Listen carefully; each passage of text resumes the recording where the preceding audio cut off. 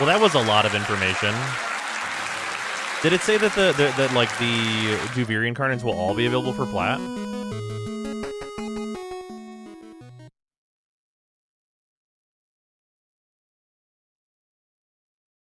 Valkyr rework out of pocket. Yeah, the Valkyr rework is probably a nerf for her.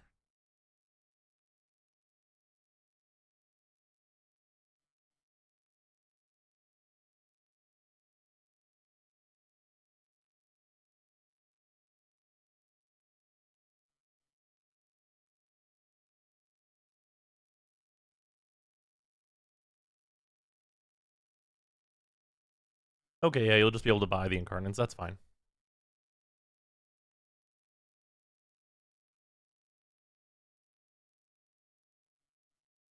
How's the new rework on nerf for Valkyr? She will not be invincible anymore.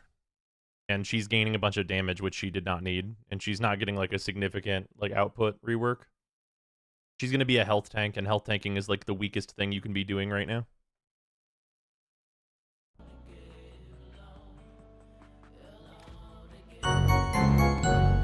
From 18 months is crazy. Honestly, Valkyr's whole point to me was that the invincibility, otherwise Baruch exists. Yeah, see, that's, like, kind of the exact problem. Yeah, you have to make mod space for health tanking, and, like, they made it, like, cheaper to, like, run her build, right? But, like... But they gave her shield gating? Oh, no. Wow, so fun. But yeah, like, the way that, like, this was run is, like, you're gonna have to take a bunch of this and make room for health tanking. Which probably means, like, you need to make room for, like, full Umbral.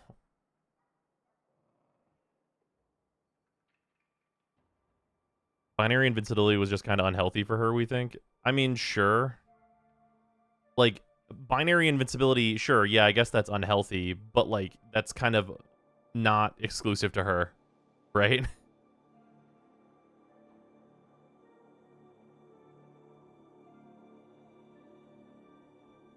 Oh, here, let me turn alerts on. There we go.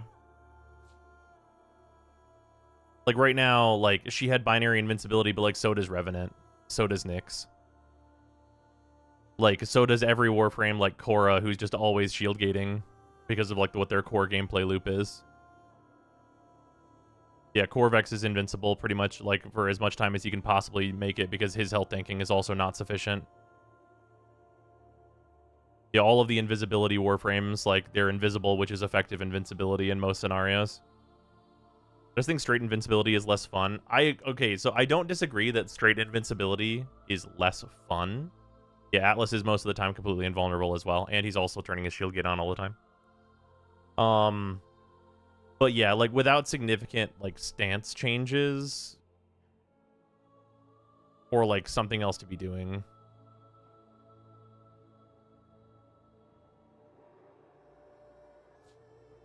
There's the community would petition more for health tanking being reworked rather than just ignoring it in favor of shield gating. Well, see, that's kind of the problem, right?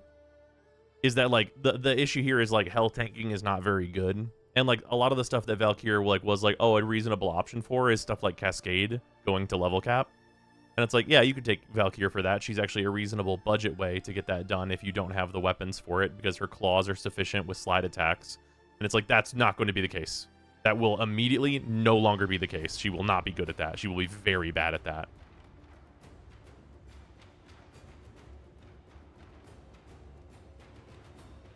And, like, she's getting, like, a bunch of, like, damage increases, but, like, the damage increases are not going to matter. She already does enough damage to kill anything.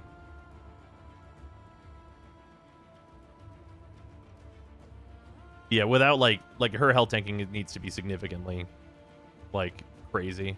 Like, unironically, in order to, like, scale... So this is like, one of the problems we're in. Worse, Neja with bad exhaust claws. Yes. So, like, not objectively, because there's, like, scenarios, but, like, she has to survive to deal damage. Yeah, exactly. Yeah, because, so, like, the problem we run into is that, like, right now, survivability needs to compete. Read the workshops. No, are you going to talk about, like, she's invincible because she can spend meter to not die when she dies? Because I know about that.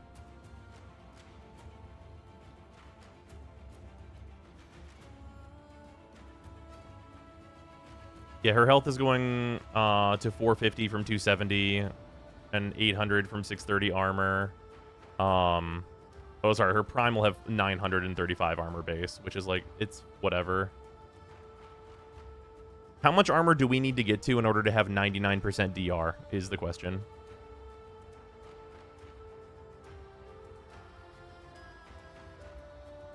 Because I don't think you're getting to that.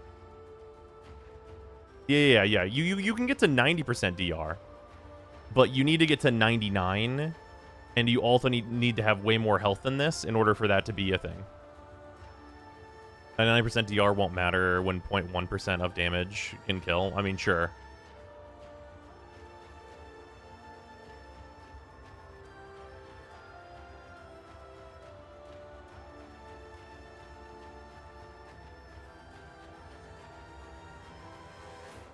Yeah, 30,000 armor needed. Yeah. And like 30,000 armor needed to get to that. Plus, like, if you need to get to 30,000 armor to get there, also, how are you not completely compromising anything else your build would do if you even can get to that?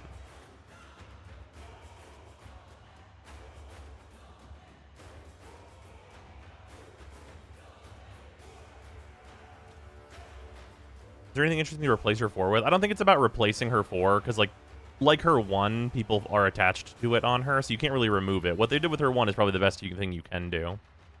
Also, even if you're over 75% rage for the Death Gate, you still lose all of it. Right, exactly. Like, consume all rage, like, it would mean that you need to be able to build back to 75% rage instantly, because you're invincible for 3 seconds. So you need to be able to get back to 75% rage in 3 seconds in order to maintain the same level of survivability as before.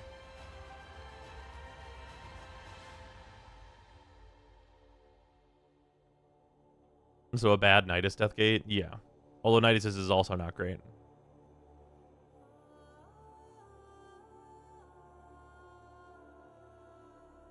Does her 4 even get DR? Let me look. She doesn't.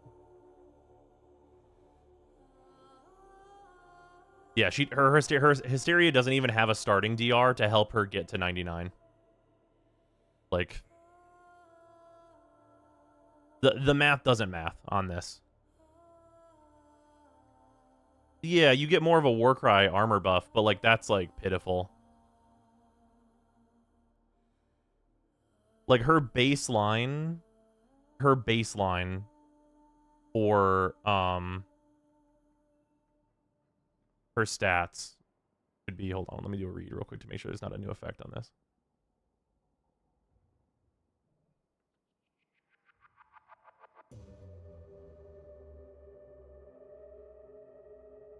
Oh, armor gained from Warcry. Oh, so Warcry itself is no longer starting at 3x. Oof, that's really bad.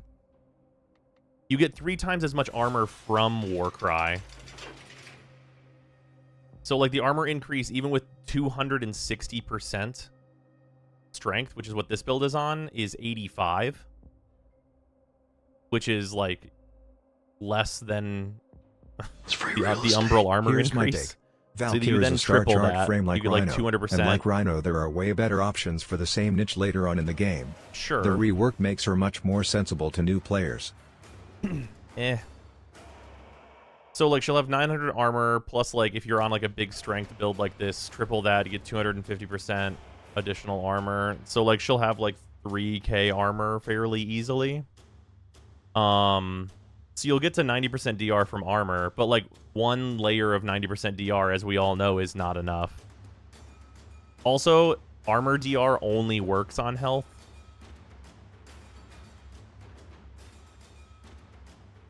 Also, yeah, the like, new players can get it, so it should be worse thing is, like, that's stupid. Don't stop saying that. Warframes should be, like, balanced against each other. Just because a Warframe is later in the game doesn't mean they get to be better.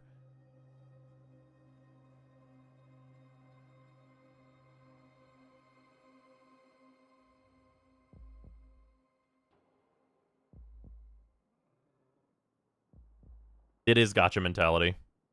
This one's a 5-star, so it can be better. You've been corrupted by gambling.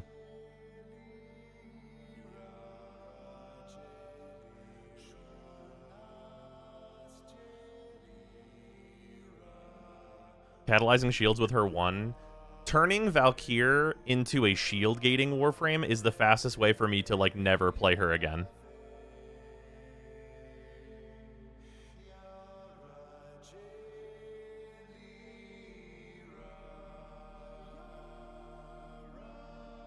We moved her invincibility to the shield gating you'll have to do, where now you need to cast Warcry every time your shields go down, so you're invincible for 1 second. And it's like, okay, that makes me want to die.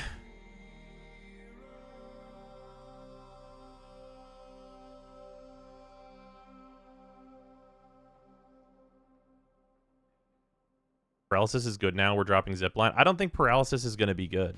Why is Paralysis going to be good? Let me reread this. You give enemies melee damage vulnerability. Does nothing.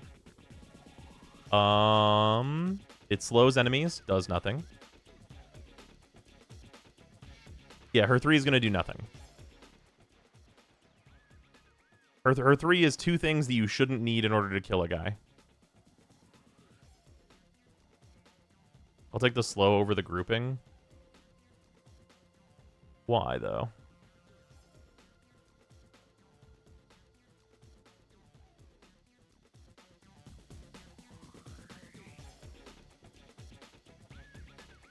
So we put Eclipse on her 3. That is so sad.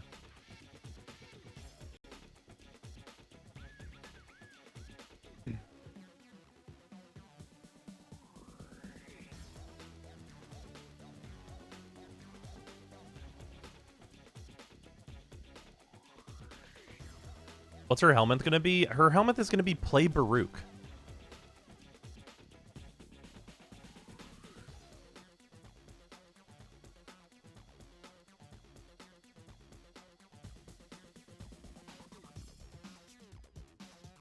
Seems objectively worse for no reason. Why do they not change the stuff that gave her armor and healing to something else instead of just making her worse to make the bad part of her kit better? Well, like, it's just a change like this that's like, hey, we want her to be able to, like, health tank and work with armor. It's like, well, that's great, but, like, the numbers need to support that. Like, I also want that. Do I want Valkyr to be a health tank, like Monster Berserker? You bet I do. You bet I do want that, but the numbers need to support that.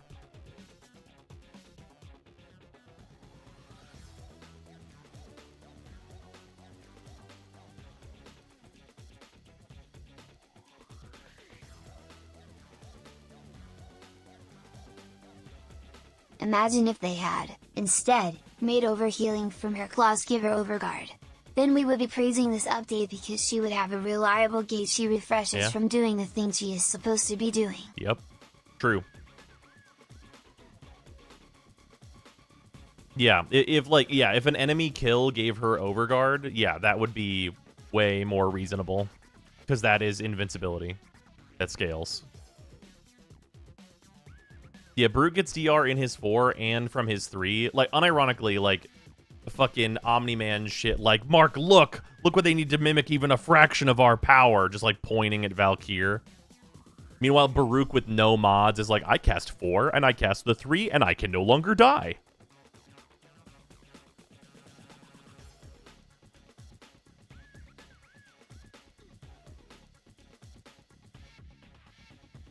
Fucking Revenant Omni-Man. The Baruch mark.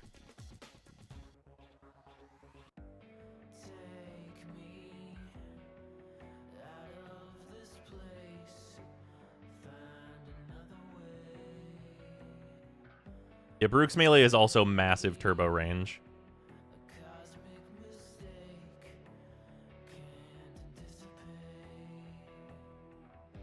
This is a good rework in an alternate timeline where armor and health are better. True. See, so that, like, the core of the problem is that, like, moving it to armor and health is bad. Impressions on the Valkyr rework. It's, like, improvements to her 1, 2, and 3 that won't add up to much. And a massive, tremendous, unbelievable nerf to her 4 that is going to crash her into the ground for a lot of things that she was good for. Because, like, you also got to remember... Let's just stick at like a baseline point of comparison, right? No mods. So if you're a new player, obviously this will be even worse because you'll be regular Valkyr. Your armor increase starts at 50%, right? That's where we're starting. With Warcry as a 3x while you're in Hysteria, That means that you're going to have that 50% armor increase. It was going to go up to 150. It'll be slightly more because you'll have like intensify maybe. Let's build out like what a new player will have and be able to throw into this Warframe. Do we have the exact numbers on like efficiency of her 4? Because I can just do the math on this and see if it'll be even new player viable. Oh my god, energy drain caps at 10 energy per second instead of 15. That is not even close to as much of a reduction as I was hoping for. Okay, so still very hard to maintain if you don't have fleeting.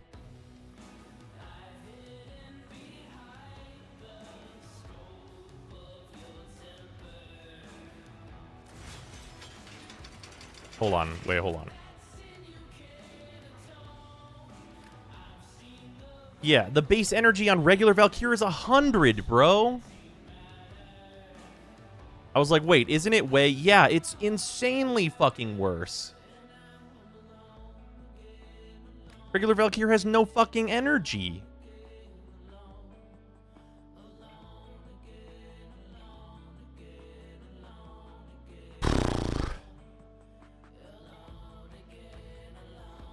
Yeah, Arcane Battery a must. Yeah, for the MR3. For the MR3 building Valkyr that we're talking about. The theoretical new player.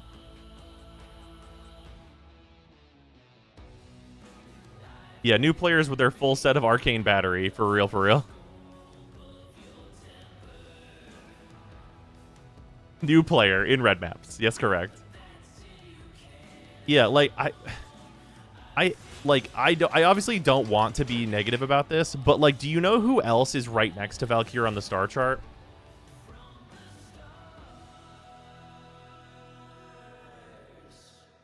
Like, just do the fucking one-to-one comparison of what Nova is offering you versus Valkyr with this rework.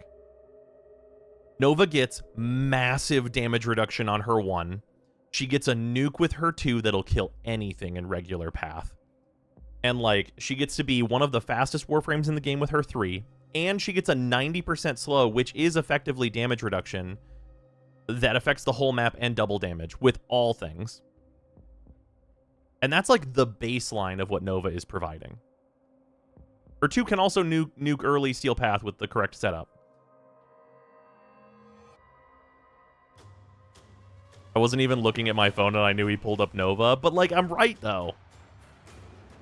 And it's not to mention that, like, Nova's setup also supports all of, like, the additional stuff because her powers don't require very much, right? Like, I'm fitting fucking primed redirection in this build easily.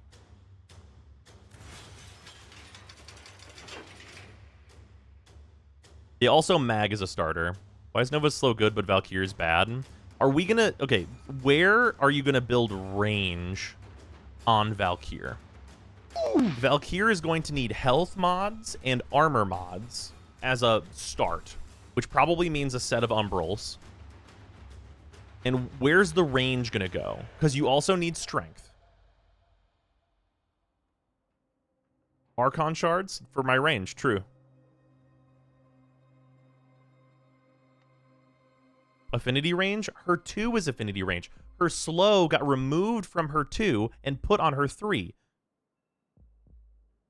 Her 3 is also a cone, so it's not an effective slow. They are forcing players to farm Rhino before leaving Venus. Wonder how many players will bounce off of that 120 Jackal kills and they are still missing one part. Should be about 1 in 2,500 players who have that happen. They're forcing you to build Rhino before you leave Venus? For real, for real? Like, forcing? That's interesting.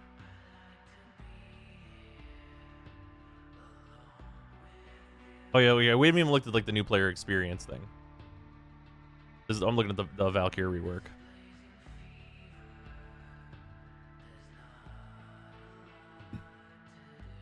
Junction changes are super handholdy. Oh, are they, like, really... They also said they were changing Rhino build requirements, though. That's true. They could have made her Warcry slow be an aura like Gloom. I mean, sure.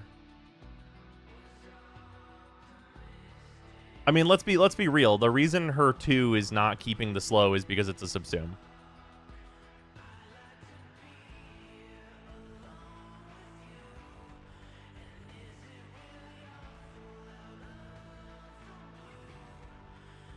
Which I grinded for once I started the game as Volt was Gara, so like you don't have to take Rhino, and Rhino's the only new player friendly if you want to farm Dragon Keys early. I mean, he's new player friendly just in general. Defeat Jackalope False on Venus and collect all Rhino blueprints. Huh. Well, maybe they'll change the first Venus fight to be like the first Vor fight where it has a guaranteed reward. For clarification, the requirement is to start building Rhino, doesn't require it to be fully built.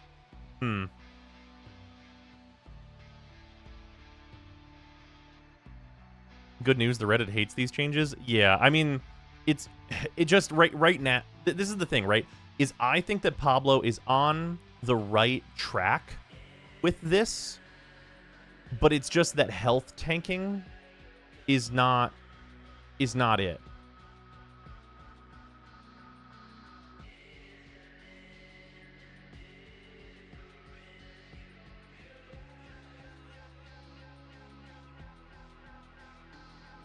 Yeah, these changes are fine in a world where our armor and health are good. Exactly. Like that's like the real issue is not with what has been done to Valkyr. The real issue is that this has been done to Valkyr without looking at how Warframes survive as health, right? And like I'm talking about like in content where like what the content they expect us to do, right? Like ETA and EDA tier stuff, right? Like a health tanking Warframe compared to like a shield gating Warframe just dies in a bunch of situations. And that's like not even talking about you know, the really insane survivability like Nyx, where Nyx can just be like, I don't see it and it's not real. Like we're talking about like shields versus health. Like in so many situations a Warframe like Nova will just be like, I don't see it, it's not real, I have shields, Lamau, and like can just not care because shields are so much better and they offer so much safety. And stuff like Aegis and like being able to turn your shields back on with Augur and all of that stuff means that you just don't die because they have health underneath their shields. And that invincibility timer, the shield gate itself, means that the ability to turn your shields back on means infinite survivability is easily achievable. And like the game gives you proper warning when you're gonna die. Comparatively, if you're gonna die as a Naros, you don't know it until you're dead. Like if you like think you've built up all this armor, you have all this health, you have like 6k health, your max health, you have full armor, and an Xmas looks at you funny, sometimes you just fucking die.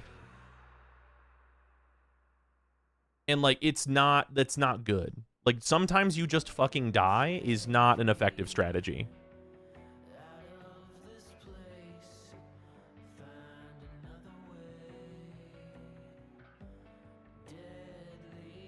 I'm not even talking about level cap.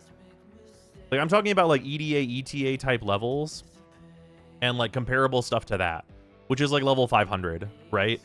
Which like, you know, if we're looking at things that they're giving us, like we're going to be going back into Duviri, which presumably is going to be like, you know, more like circuit style content that's going to go to higher levels. And granted, of course, you do get like decrees and stuff, and that's a factor. But like in that style content, the health only Warframes are really bad. And like it's not fantastic. But if armor broke health into chunks, that if their one shot gave a health gate, see that is the exact type of mechanic that would then make it really good. Like if you looked at me and you're like, okay, well, Valkyr, the way armor works now is not only does it give your health damage reduction, it will at certain breakpoints give you an effective health gate where it's like every 500 health or 500 armor you have gives you like a max damage hit, where like any like one hit can only do a total of this much damage to you. Is like, and maybe it doesn't give invincibility to differentiate it from shield gating. Then that's a thing that you could do, and it's like, oh well, suddenly health gating's great. Suddenly Valkyr can get 3,000 armor really easily, which means she has, you know, 6 of those health gates, which is really hard to power through. Like that's like a thing you could do, be like, well, this is great. This Valkyr change is like, she's kind of effectively invincible because she's healing through those health gates, and she has the health gates because she has the armor. Like there's things you can do to make it different and equivalent in terms of like viability, but those things haven't been done. And that's like where the issue comes from. It would also make healing much better on health. And also, another thing that would do is that if you set it at like a reason, like depending on like what you set it at, of like, well, every Warframe has 1 to start and then you get more, it would also mean that stuff like Toxin Eximus for all the other Warframes can't just kill you and be like, oh, you died, there was Toxin at some point, I guess. I don't know. It would give you like a reaction time for that type of stuff too. And like those are the types of things where it's like right now health is not particularly viable with like how Warframe is.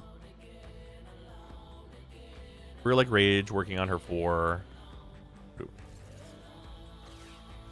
now I was actually thinking about Eclipse on Valkyr right now, which is definitely cope. Or does it matter if you get one shot at high level? That's why I prefer her 4 like it is now. Right, exactly.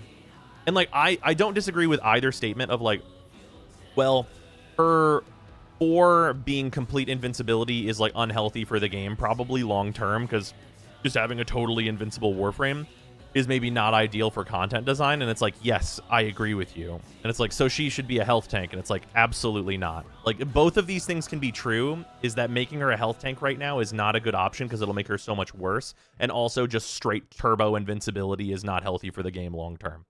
Both of those statements are true. Like, more needs to change in the transfer process to make it end up in a good spot.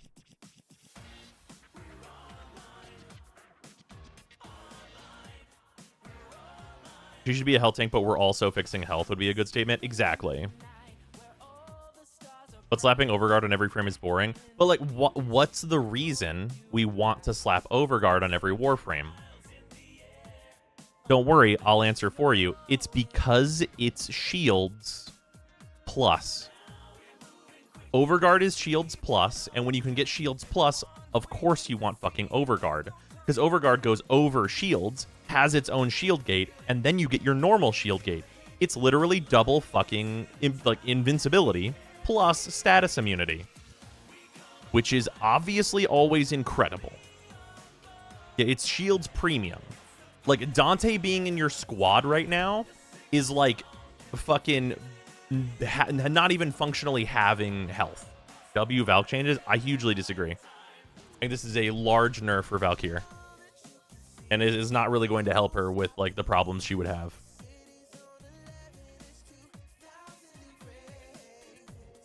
I don't think this makes her more viable as, like, a Warframe for newer players. It definitely does not help her, like, start getting into Steel Path on, like, a lesser build. And, like, her new 1, 2, and 3 effects are all reasonable, but taking her invincibility away in a world where health tanking is not very good is not good. Vulnerability gates are just too good. They would need to add that to health somehow, or change enemy design to prevent one-shots to health.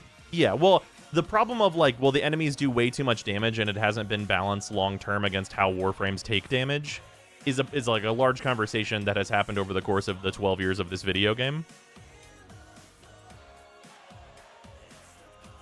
High-level content being entirely focused on either immortality mechanics, gating mechanics. This is a buff, in my opinion, outside of those 2 missions that are flawed by design. I put that problem on EDA, ETA, not Valk being personally. Yeah, but it's like, it's not just like those. And like they keep giving us more of those, right?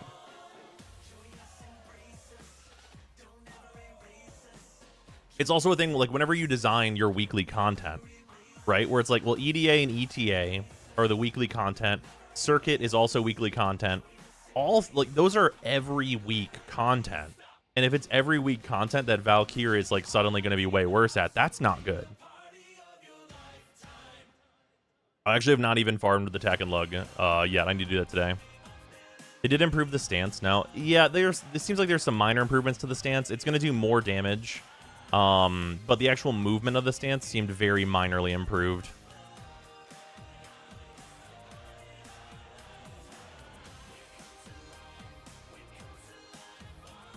Yeah, almost assuredly she will still be spinning to win.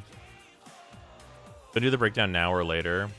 What a great question. Well, I have to read all these fucking workshops first.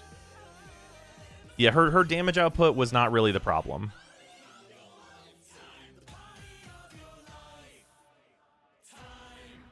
It has to do more damage. 4 mod slots will be for survivability now. See, that's like the problem.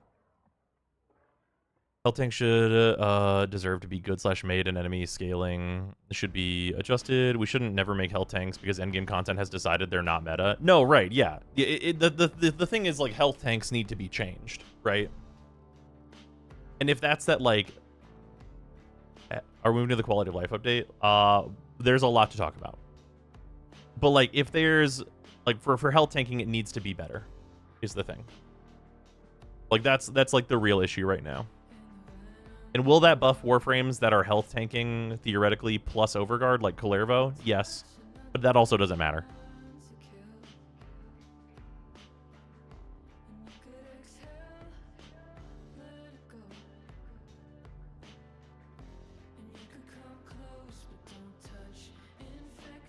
Yeah.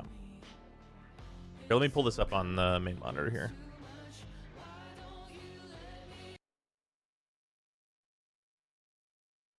Already survives incredibly well, so I don't think it would be that much of an issue. Yeah. I also don't think it would be, like, bad for Kullervo's health, the health part of Kullervo's tanking to be good. Because right now, once again, it's because Kullervo has Overguard. And actually, like, he's one of, like, the worst Warframes with Overguard. It's just that Overguard is really fucking good. Make Rage Gauge scale with duration and strength. Sure. The problem is, this. Here's the thing. This is not a Valkyr only issue.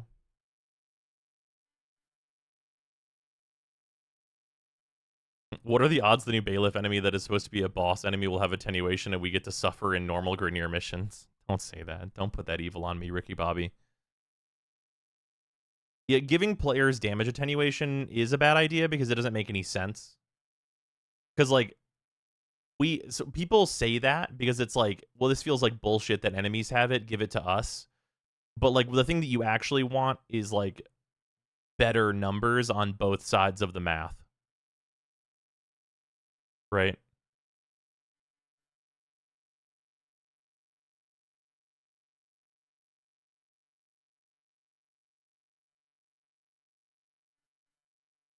It's easier just to cap enemy damage. Yeah, like, cap enemy damage and then design around it is, like, way more reasonable.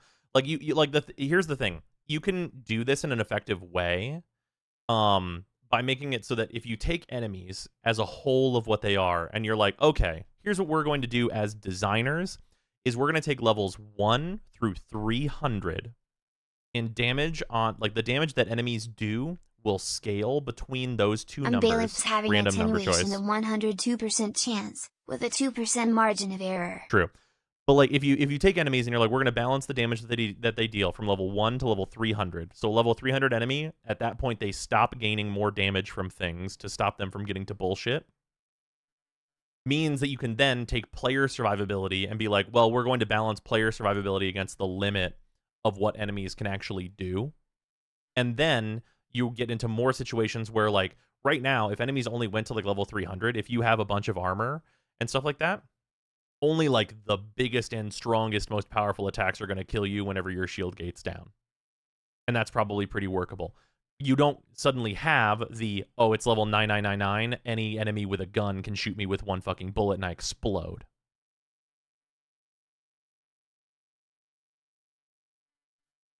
But also allow them to nerf Revenant. That's true. Again, we need an armor change for enemy damage, cap that shit and balance around it. Yeah. Yep. Like, capping enemy damage, like, you can have enemy damage not necessarily, like, only be one thing, but making it so that, like, it scales only up to a certain point and, like, doesn't get stupid is also a way to solve this problem. And the whole thing is that there's multiple ways to solve this problem.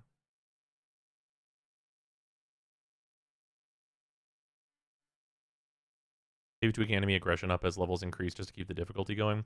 Well, there should be some amount of scaling because, like, you don't want to be like, well, it's level 1 and the Lancer does the same damage he does at level 300, right? Because you need there to be like a, hey, this is a new player that has no mods, and then, like, have that scale up. And then, like, maybe, like, the actual true scaling that you do is you do, like, well, we're going to do levels 1 through 200, and then Steel Path, we're going to account for all damage from enemies being doubled on Steel Path or something, right? And then you can be like, okay, like, there's a lot of ways you can break it up, but the point is that you need to solve it when you make it, as opposed to just being like, and suddenly the enemy damage goes to a 9 quadrillion on every machine gun, and they're shooting the machine gun at you.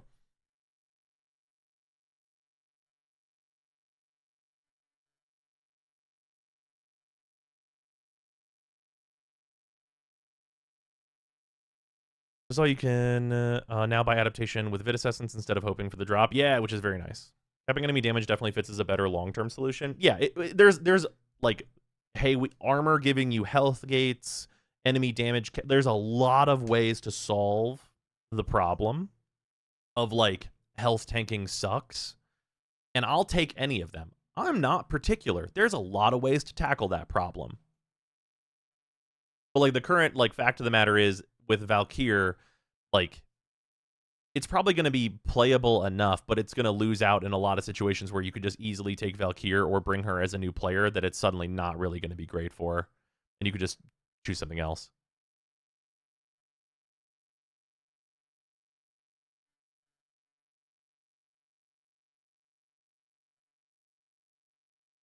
Why HP tank? Valkyr's got shields now. So, okay. This is another different thing. If you're telling me the Warframe that had complete invincibility will now no longer have that, but they're going to get a bunch of armor bonuses and they have more health now and all that stuff to compensate, but then the actual methodology that we fucking use in-game is to make her shield gate with augur mods, that is a failure. That is a F. That is a 0 out of 100. That means there is a colossal fucking problem. That is the worst case scenario. Yeah, immediately means that they completely failed. Because, yes, you will be able to do it. Any Warframe that has shields can fucking huff the copium that is shield gating as much as they want. You can cast Sonar every time your shields go down as Banshee and be like, but I have shield gate. I'm invincible and it's very good, isn't it? It's not actually, because of like the fucking player investment that it needs in order to use that long term. But like, yes, any Warframe with shields can huff the copium of catalyzing shields. And it sucks.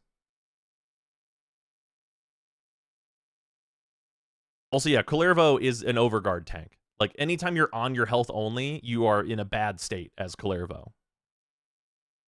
If the best choice for the Fame with what will be the highest base up in the game is to shield gate, then up has no meaning and that's a major problem. Exactly.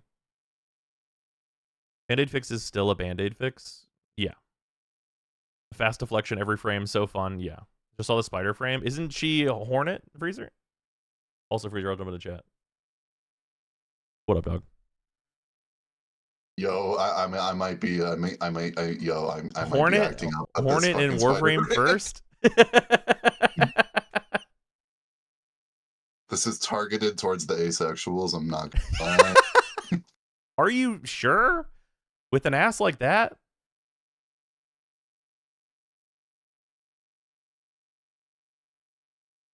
Also, you're really prime pretty. Yeah, you're really prime pretty cool. For base colors, what's this Bloodborne looking at? Is that the Kullervo skin people? Yeah, it is. Yeah, that is the Kullervo Deluxe. All right, so Kullervo's Bloodborne now. I appreciate that. The Kullervo is mega Bloodborne.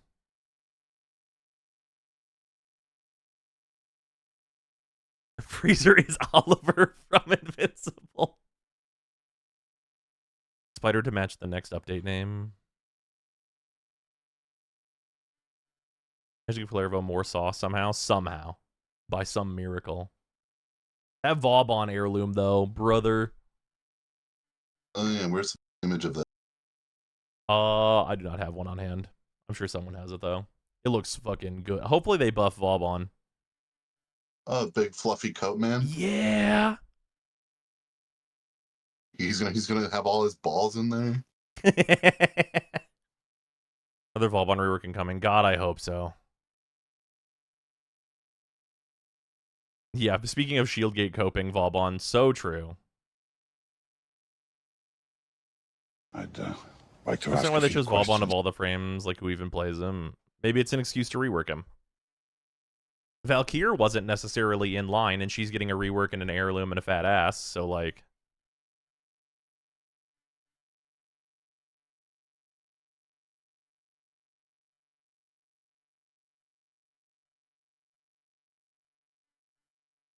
Man, the triple chat combo of Ambuba and titties and some biddies.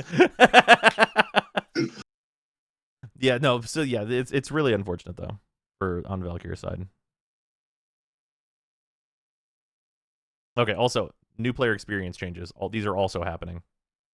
And who doesn't love a fat ass? I mean, Heirloom. True. So we wake up for D to make sweeping changes, like when Dante line of sight checks. Maybe it's the things that we're talking about is like a way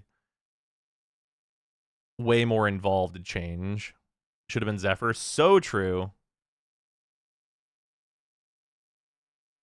Is they're working on Oberon, but they have one person working on him as their masterclass sculpture. Possible. Okay, so all right. Arsenal categories. Warframe's going to get organized into these categories, and I'm sure that we will all have a very good time arguing about it. Are you guys excited for that? Are you guys excited to argue about this? So, support and survival. Mm-hmm. What about the abilities that do both? It's a great question. So, like, would Mag be everything but stealth here? Yes. Okay, here's a great question for you. Which one of these is Banshee? So I think because of silence, even though she doesn't have stealth, they're going to put the stealth tag on her. I think so too. Because they're weird. I think you're right. Because of the no sound shit. Uh-huh. She's going to have crowd control because of her 1 or 4. Sure. Or 3. Sure. She's not going to have survival. No. But she's also a passenger princess. So doesn't that make her a support? Yeah. But like, just, okay, wait. Stealth because without shield gating, you are not on the map. That's hilarious. So true.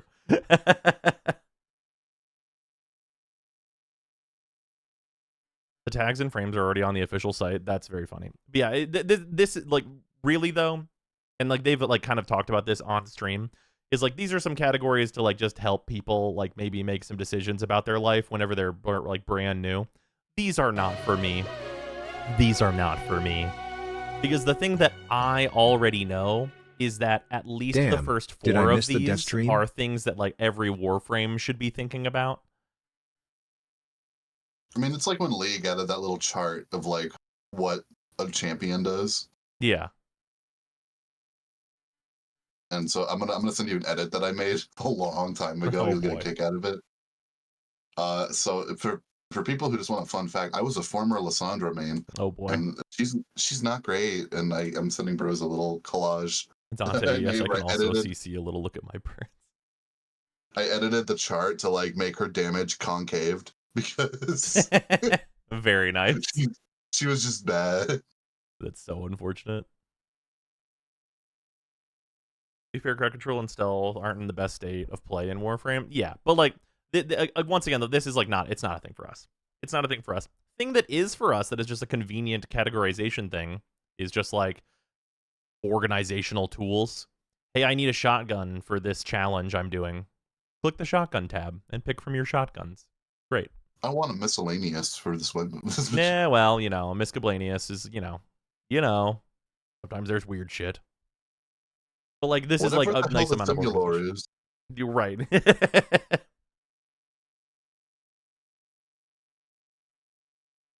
Pablo saying on Twitter about Valkyr, the base stat bump isn't huge. Don't expect an RLs. It's more a combo of things. She's immune to status. Shield gate isn't lost to her 3.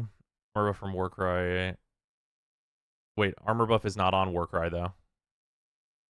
Oh no, sorry. The slow is not on Warcry. Yeah, armor buff is on Warcry. Kill attack and of course the passive. All those together make her very hard to kill. Yeah, I mean, the slow got moved off of her Warcry, not the armor.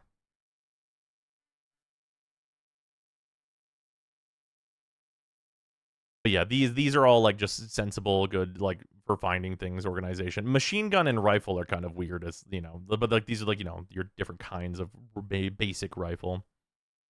Ibrook listed as survival and crowd control, not damage, even though he has some of the highest ability damage in the game with his 4. Well, you can't just put the monk under the damage category.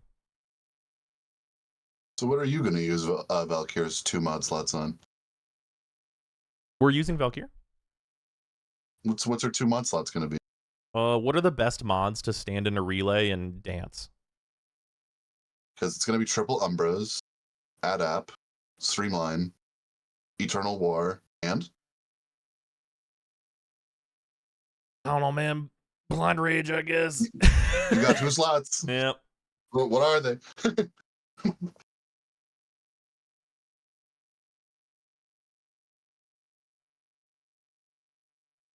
Oh, Rolling Guard is brutal.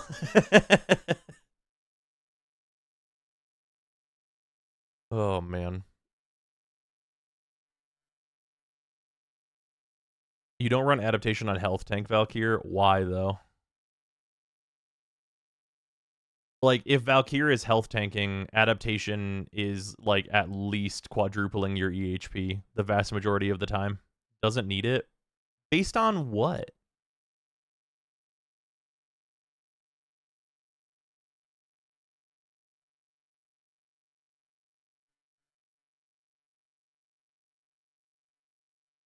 You're of my comfort character. Can we talk about something else? Man, if she is spider, I'm a spider. Based on my EDA run this morning, with the rework?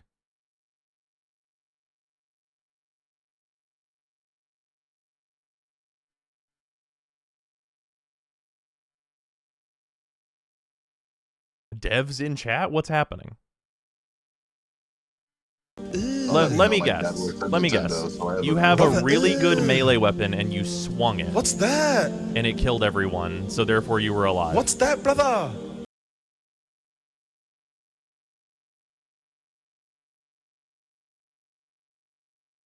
Because yes, one of the things that you can do with this rework is still just swing a melee weapon with Warcry.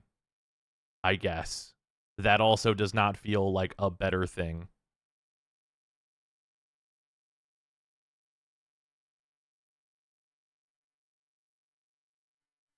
Yeah, you can play her currently. Yes, I'm not saying she's like unplayable even now. You can swing a better melee weapon than her 4 and be like, guess what? Influence killed these guys, and like that's fine. But that's not it's not what we're talking about.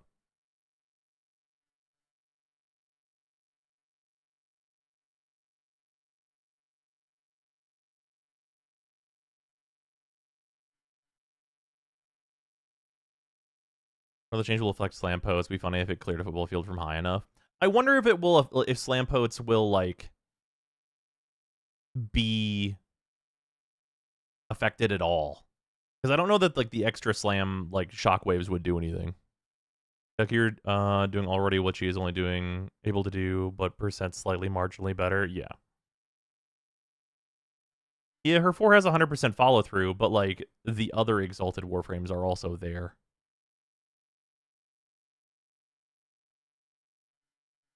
Bruna slam builds will be dead with the slam changes. I'm not convinced that that's the case. Because like whenever I'm doing close to the ground slamming, I'm only really worried about hitting one guy. Like that's what I'm doing with Varuna. Otherwise, like I can just double jump and that's fine. I mean, that's the thing where like the height changes for slamming need to be tested for me to like see what the actual ranges are. Because Varuna slamming is really, she's just generating energy with it and then doing her other stuff.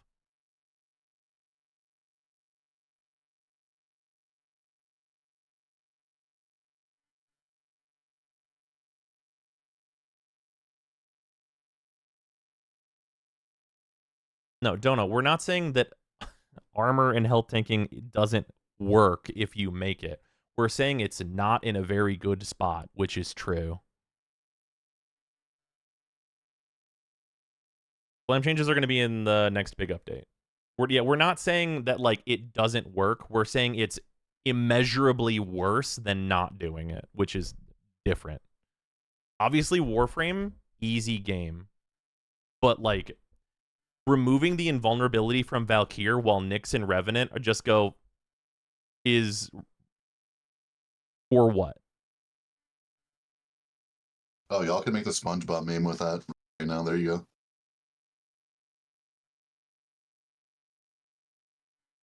I mean, we can nerf Rev and Nyx, sure.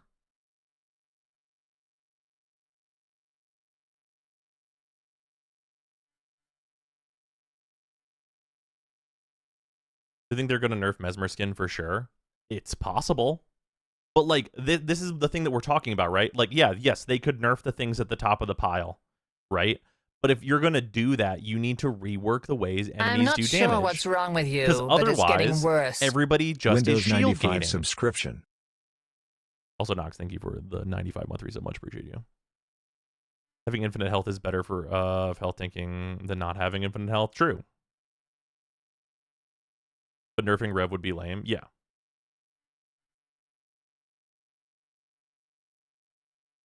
They can't nerf it. They have to remove Mesmer Skin and make Revenant a new too. But like this is the thing that we're talking about, right? Like whenever we're like just doing this compare across, why is it so important to remove Valkyr's invincibility? Whenever like this is a thing that you have to make at like a larger level, right? Where like, well, enemy damage needs to be more balanced so that the health tanking Warframes aren't as bad before you start just like making more Warframes have to health tank as like the thing you want them to do.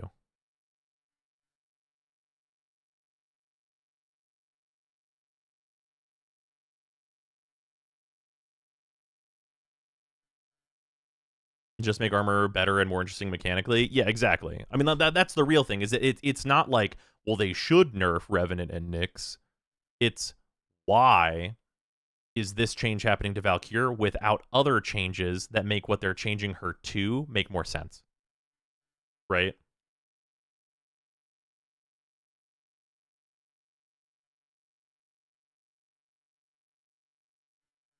What if her 4 lifesteal converted into Overguard? See, this is, once again, this is enumerating the problem, which is that health tanking is bad. What if she had Overguard? And like, we do this a lot, which is like, what if Frame had Overguard, though? What if Frame generated shields at all times? And it's like, those are both just invincibility. Like, the thing that you're saying is, what if this Warframe was one step below Revenant tier invulnerability? Because generating Overguard constantly, like how Dante does, is invincibility. You're invincible. You have an invincibility gate that constantly regenerates and a shield gate underneath that also makes you invincible. Like, let's not pretend that like Dante and Revenant are very significantly different from one another. Dante has to be killing guys. What a fucking shame. But like this, all of this stuff is just like the stack of like, oh wait, health tanking is in a bad place.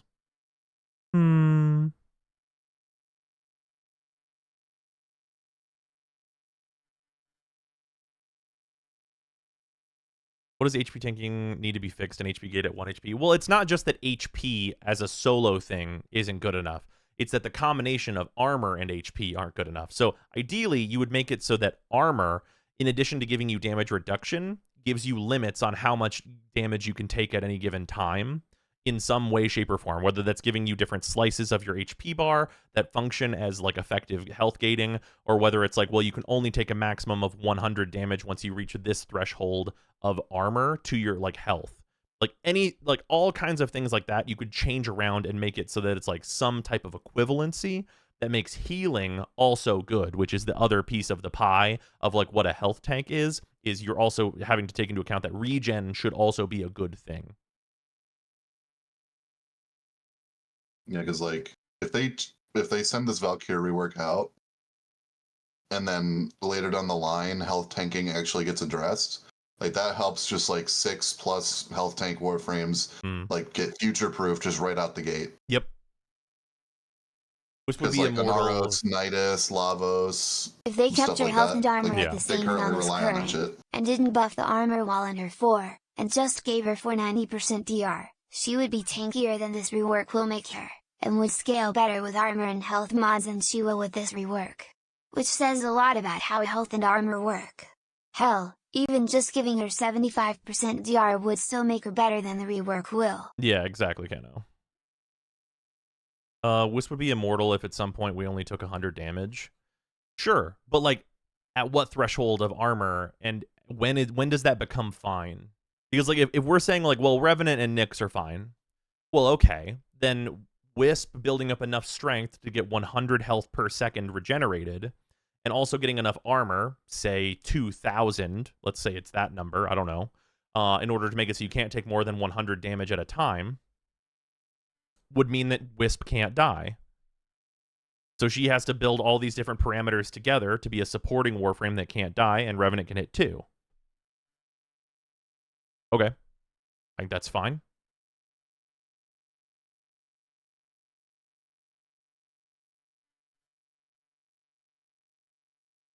Like that's the thing, right? Is that like with like the current like level and scaling of the game, you do basically need to get to invincibility. Like that's what we're talking about.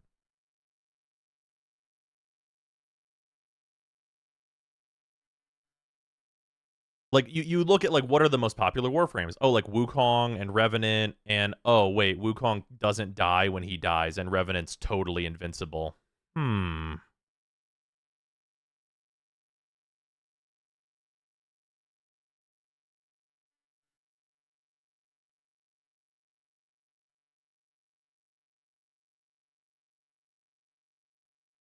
Having enemy damage doesn't make Wisp immortal. Yeah. Yeah, because like the problem is that like right now, so like well, whenever you get to like higher levels of play, you are either alive or you are dead as a health tanking Warframe. If you're a Naros, you're alive or you're dead. Those are your two states, and you will shift between them quickly. And that's the problem because if you're a shield gating Warframe, you're alive as long as you have shields. The moment you don't have shields, you're dead if enough time has passed. But because casting puts the shields back on, you're always invincible. Like Korra pressing her 1 constantly is just as invincible as Revenant sans Toxin.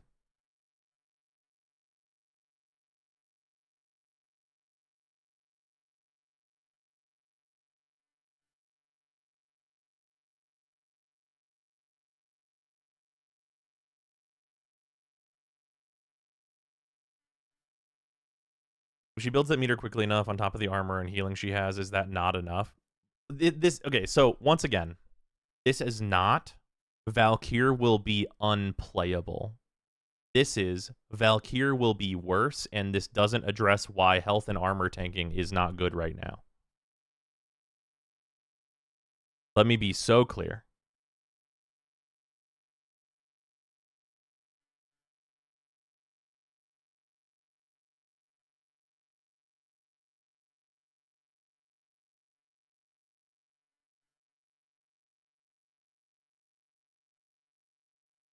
Not good for a level cap. Things that she's good for right now. Valkyr right now is good for a level cap cascade, which is one of like the relevant things that you can go do. She's good for circuit, and like that's one of the relevant things that you can go do that does go to a very high level. She's good for EDA and ETA, even if you get bad weapons, because her survivability and like even if you don't have like an amazing build for her, are gonna get you through it. Not every frame needs to be good for cascade though. Right, but she is already good for it right now. But she won't be with these changes.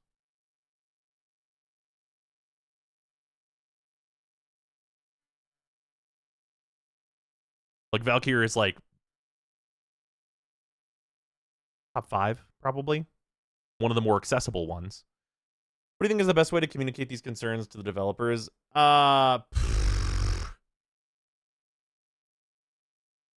I mean, just like forum posts that are pretty concise about it is, I guess, like the only real thing you can do. I feel like you shouldn't be able to be one-shotted, but Invuln is just plain bad. And to have a window in which you need to react to save yourself. How it would work, I don't really know. Yeah. Well, there's the answer is that there's a lot of solutions. Like even just during this stream, we have talked about a bunch of different things that you could do, like a limit to the amount of damage that you can take that is like based on the amount of armor that you have. Cool. The amount of armor that you have giving you different breakpoints in your health, where it's effectively another like shield gate stopping point. Cool. Also, like that's another way to do it. The much more difficult one is being like, well, let's set a threshold from level like 1 to 200 and then figure out how much damage enemies deal and then figure out how shields and armor and health on each individual Warframe should be to combat that. And then, you know, figure out like the damage that enemies should be able to do to you. And then just make it so that everything gets balanced in one chunk. And then new enemies, when they get added, are balanced on a 1 to 200 range. That is actually more malleable, and then damage stops scaling from enemies at some point. Like, that's also a way to address it. There's a lot of different ways to go about it, and I don't care which one they choose. Is it possible they address these health concerns during TennoCon? Maybe. Doesn't Valkyr have a save from death mechanic now built into her passive? Yeah, so if her passive is charged up, whenever you would die, you instead won't. But it'll eat your entire passive, and you need to build it back up in order to get that back. You get 3 seconds of invulnerability. Now here's the problem with that. This is, once again, health tanking problem. This passive is a really good get-out-of-jail-free card in a world where getting out of jail free doesn't put you right the fuck back into jail. Because if you just died as Valkyr, chances are, in 3 seconds, you're about to die again. So if you don't build back up to 75 to get another 3 seconds of invincibility, which means you need to be building 25% per second, and only at the different, like only in the between 3 seconds, then like you'll just die again. Because enemies have reached the scaling point where they will just shoot and kill you. And like it brings us back to that is a good part of her passive to be able to save you, and it'd be very good for like newer players that don't have like healing and stuff. Well, I guess her Fortis has the healing inherently, so it wouldn't matter for that. But like regardless, if you did die, it would save you from dying, and that's fine. But like armor and health not being a thing that works at higher levels, that passive isn't really going to help. It's only 75 of its 300 now. It drains all of it. You need at least 75.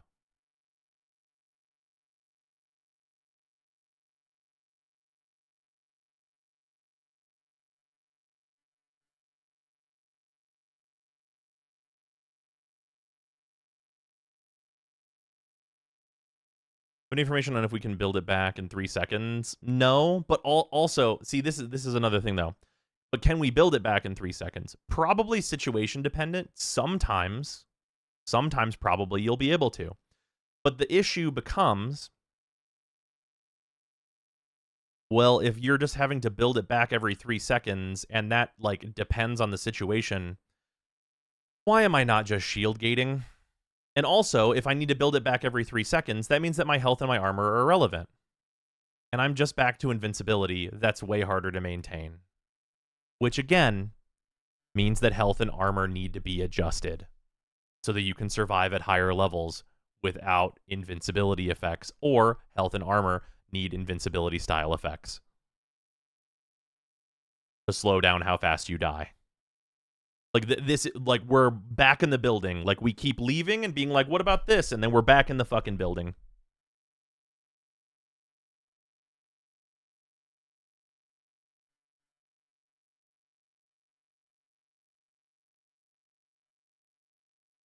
If you spam her shield gate, death gate to be functionally invincible, why is it not just a gray bar?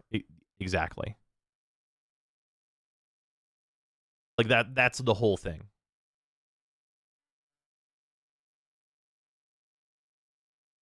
Depends on what high levels is here. If she only gets one shot at enemy level 2000 or something, I'm fine with doing a shield gate build if I'm at that point. But like, so this is the kind of thing, right? Is like, we're fine with doing a shield gate build if we're at that point. Why should health tanking not work commonly at those levels like shield gating does? Here's my question. Why?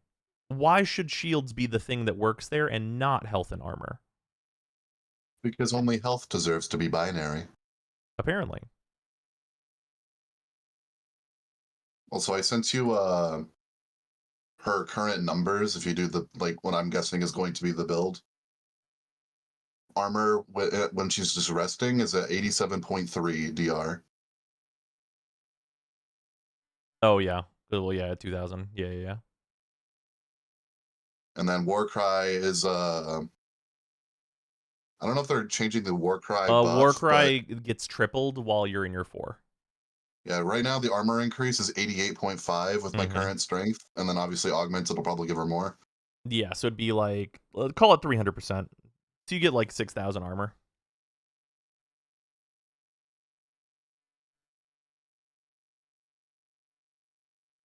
Everything goes to the same thing as divided by 1,000 health. Yeah, and then this is with adaptation. So like, yeah, if you do full umbral plus adaptation plus, oh no, this is not with augmented because you got Strike Fury on, which is probably correct. Oh, sure. Yeah. So no augmented, Yeah, yes, so you'll probably get to like 8k armor plus adaptation, and like that should be survivable enough. Is this fleeting and streamline? Yeah, fleeting and streamline, and then prime You continuity. shouldn't need both. So just fleeting, I guess, for 160. Yeah, probably. Armor And then I'd have shards, to there's reform no way this. you're using armor shards. Oh, also, yeah, well, yeah, making room for blessing actually would be pretty important. But yeah, 8k armor, which is like, yeah, you'll be, you know, reasonably survivable. But again, it's the thing of like, why is armor and health not allowed to scale as well as like shield gating and other survivability sources? Yeah, like the numbers are good. It's just like the issue is with the scaling and the high Yeah, level missions. exactly. Like the issue Like, really is enemy damage. But argue shield gating is a more active playstyle. Why? Also, why does it like does so every playstyle needs to be active?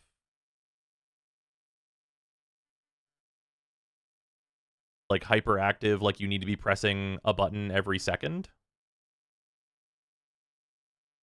I mean, every single Warframe that relies on shield gating to survive, quote unquote, with an active playstyle, I just don't want to do. Like, I one-to-one correlate shield gating's playstyle with this fucking sucks. Yeah.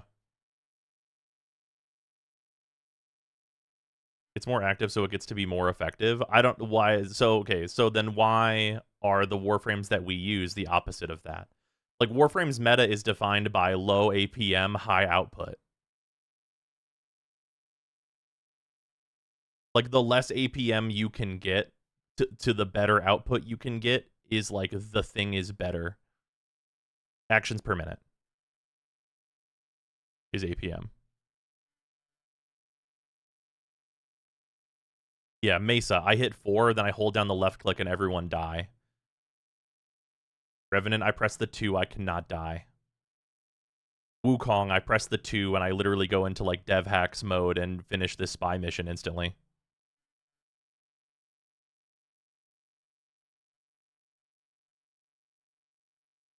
Tortilla and Hildren get away with shield spam because their kit allows it. Yeah, well, because they have extended shield gates and stuff, right? I think Spider Frame is going to be crowd control focused. I kind of hope so. It's possible. It's kind of hard to know. She should shoot some web. Yeah, there will be at least some CC in there for sure, right? There's no way they get out of that. There's got to be something. Bruna's a bit more like, APM, but she nukes the map so hard the game pauses to think about it sometimes. That's true. But even that, like, is Varuna high APM? I wouldn't say so. Varuna makes you look around, but like you press 1, you're invisible. A guy glows pink, and you press 2 on them, and then everybody dies.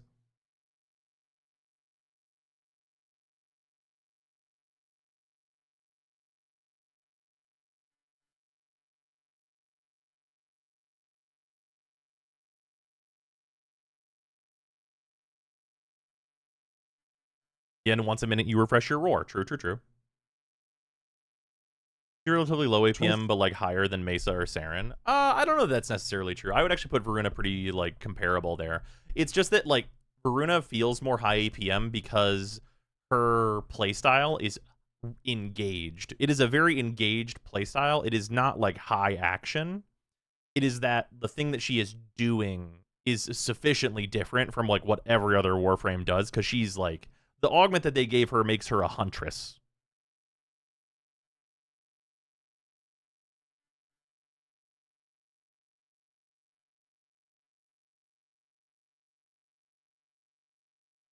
Yeah, she's chasing enemies, which makes her like feel much more active whenever it's like pretty comparable, really. Which is a perfect design space for her, and they did a very good job. Oh, I agree.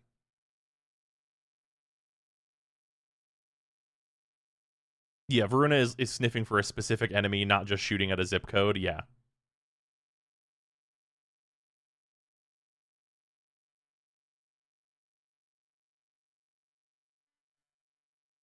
I think overall it's less of an issue with Valkyr's invuln removal inherently, as it is a symptom of how cap, near cap content is designed in ease and consistency with how effective the risk reward of DR is between frames, like with Revenant. I agree. Yeah, it's like this is the thing. I said this like much earlier on in the conversation, but like this Valkyr rework as like the idea of it, as the core concept of what Pablo is presenting, is good. But the problem is that health tanking has problems, because like even in like what me and what Freezer like did like a little like mock up of like what the build will be, and like we're thinking about like what is the DR at this point. Adaptation is still in that build. And what's the reason adaptation is still in that build? Because like at a considerable like number of pieces of content, you probably need adaptation also, which is like really sad because Valkyr is going to be like one of the tankiest Warframes in terms of her And also, HP just and like armor. layering DR isn't uncommon. Yeah. Yeah, or Eclipse. Yeah, or you could throw Eclipse on her. Also true. Huge improvement design-wise, but it's killing one of her current use cases. Both of these are true. Yeah, both of these things are a thing. So let me look here. If I swap these out, Wish they would rework adaptation. Very reasonable. Look at Necros. You need to layer multiple DRs to make him survivable, and then you make him survivable, and that's all he does, because he doesn't fucking double any loot anymore. You need a brief respite equivalent for HP tanking. Well, that's kind of the thing, right? Is that like you armor and health should and can be different from shield gating, but being similarly effective. I'll post on Twitter an hour ago. Valkyr claws are now 75 slash and 25 puncture. All right. Necros doesn't double loot anymore. I mean, he doubles loot, except for when it's anything you actually want to farm. so negative range doesn't penalize hysteria at all, from what I can tell. Yeah. So you probably just go narrow-minded instead of prime continuity, Oh, that's probably true. and just say fuck paralysis. Yeah. But yeah. The then damage buffs on go- Valkyr are like pretty meaningless. I agree. You go transients. Yeah, he doubles resources, but like not heart cells or arcanes or this or this or this or this or this or this or this or the thing you're farming. Most relevant materials are not enemy drops, so yeah, exactly. Flow is 641. Also, every time Necros has worked for any of that stuff, we go, yay, Necros has a use again, and then the next hotfix is like, absolutely not.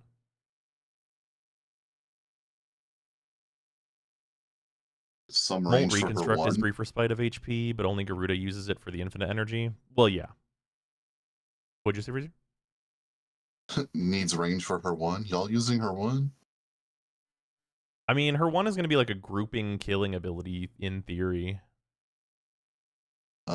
With max, I don't know. Are they changing the range on it? That one's probably Bondage? here. Let me look at this again.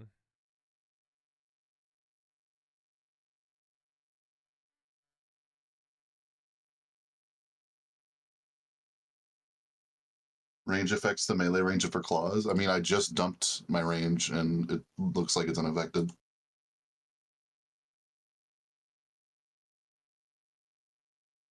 There's nothing said about the range of stuff in her one, but it presumably will be affected by range.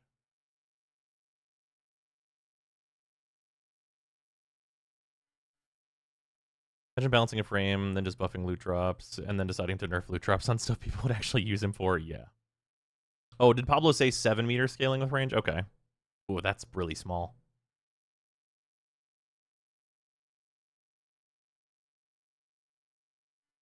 It's there in the workshop. I'm looking at the rip line right now.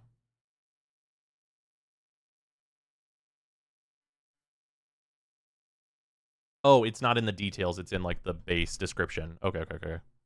I really thought this was going to be in the description. My bad. Or in the like detail, like notes.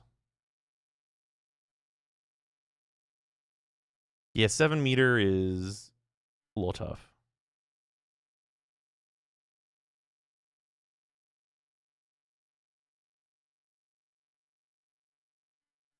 I feel like Nidus' group power, the range nerfed hard for Helminth version.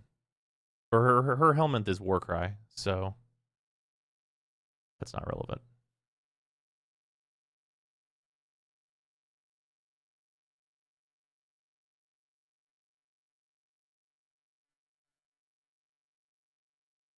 Like honestly, like I don't even think she'll need the grouping that much because of just what influence does, right? Yeah, well, I mean, like, that's another factor, right? Is that, like, the grouping on this likely will not matter. It won't work on overguarded enemies or CC immune enemy. Like, you know, all of the factors of the reasons we don't use crowd control right now. Because like 7 meters with 200% range, which you will never get in this Yeah, build, not gonna happen. is 14 meters, and influence is 20 meters. So like, let's Yeah. do a think here. Yeah, exactly. It's more the pulling herself to the enemies that matters. Yeah, and I'm pretty sure the base range of Ripline is like 50, isn't it? Of like actually connecting to a point and going there. Is it 75? Yeah, so that's fine. Even if you dump range, you'd be fine with that. You'd be like, even half that is 37. So like,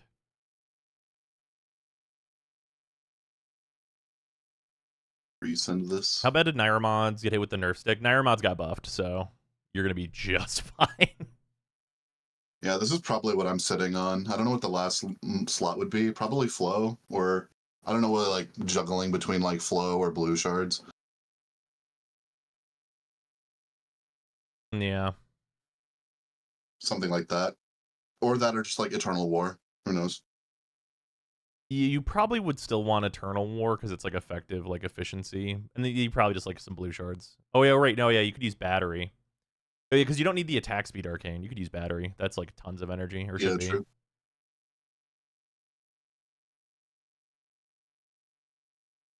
We build impact procs on the companion here if the rage gain from mercy is substantial. I gotta keep it so for real. If we're like slowing down to mercy, if it doesn't max our meter, then like it isn't good enough.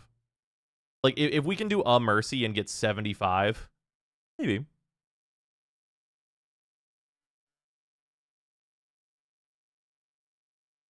The whole thing makes me think of how claustrophobic most of the maps are. Well, it seems like as long as you like double jump and slam, it'll be about similar to how it is now. And also like it also depends on how big the range is that we get for like doing a big jump, right?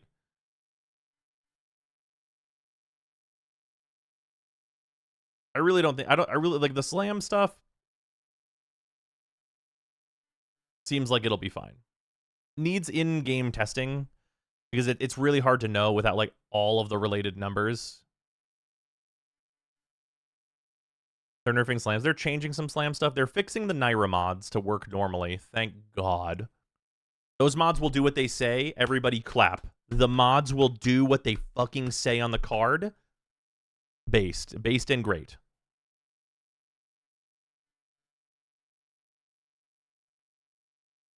Yeah, Naira will no longer be giving base melee damage as well as slam damage and be doing all this nonsense.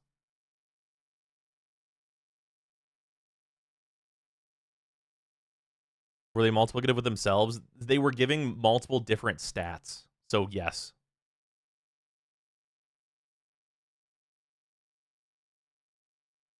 I love when reading the card explains the card. Same. Slam changes are a nightmare of bugs, though. Does anything in the current game care about height, or is this a new system? I mean, like, height is always monitored regardless, but yeah, it probably will be buggy. I would be surprised. Although I think it'll probably be more likely to be buggy in the, oh, whoops, this place counts as infinite height, so you can slam for 1 million range or something like that, as opposed to the way where it'll be like, you slam for no range, never. Oh yeah, Zephyr's Dive Bomb does already care about it, that's true.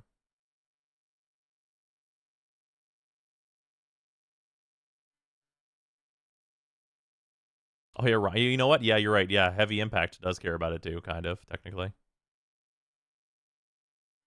The new Odin summon, he fits very nicely into the Xenosec. I have not looked at that. We've been looking at all this stuff. We're not related, but did you upload the ETA notes to Brozime.com? You can find it with the search, and having the notes easily accessible would be cool.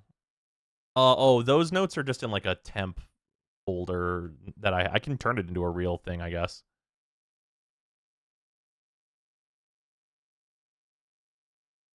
Oh yeah, there are the bounties that care about the high ground. That's true. They just make those easier. Yeah, so it's something that yeah, the height stuff actually maybe is okay. There's a few things there that care about that. It really changes anything for me personally. I use slams to kill one guy really hard, and since damage isn't changed at all, it's Gucci. Yeah, with damage not being shifted and it just being range, it does mean that like the usual thing that I also am using slams for, like even on Varuna, is like, oh, this enemy needs to die really hard.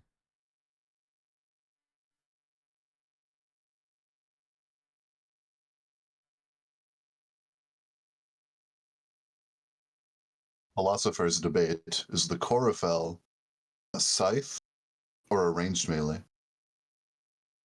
What do you mean by that? It's a scythe that can shoot.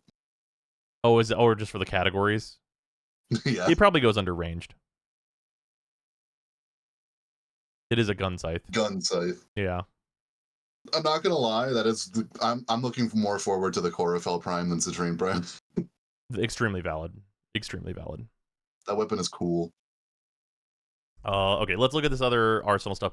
But yeah, I think that like the whole thing here is that like once again, just to reiterate, I don't think that this Valkyr rework is going to be unplayable. I think it will make her worse at some things she could commonly be used for, especially as like an accessible option for newer players who are trying to get into harder content, which is a negative. And I also don't think that it will be like better. But that like comes down to enemy damage and the way like health and armor tanking is not particularly good right now.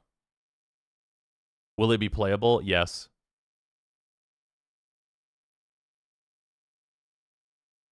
The changes do not make her stronger, really.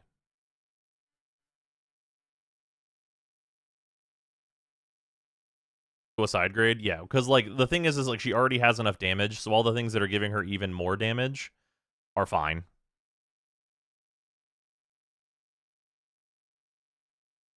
Because like she was already very, very capable of killing enemies at level cap in Cascade. So like Yeah, for like the quote unquote regular game, I think she'll be more than fine. It's just those outlier missions, which are outliers and like problems because of like what those missions are. yeah. But like also a lot of those missions are like some of the best farms in the game, right?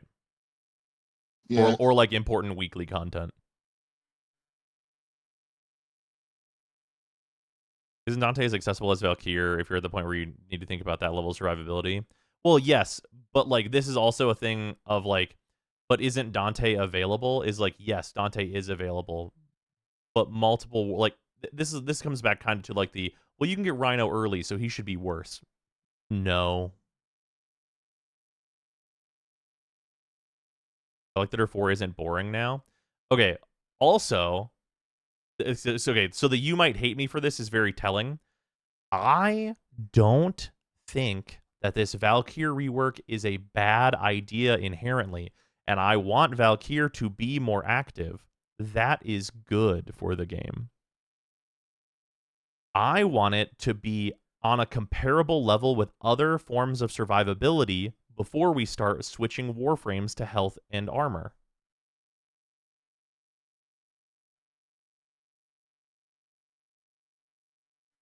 Like, yes, removing just raw dog invincibility, reasonable, will like make it so that there's, you know, more to think about whenever you're playing as Valkyr. That's fine.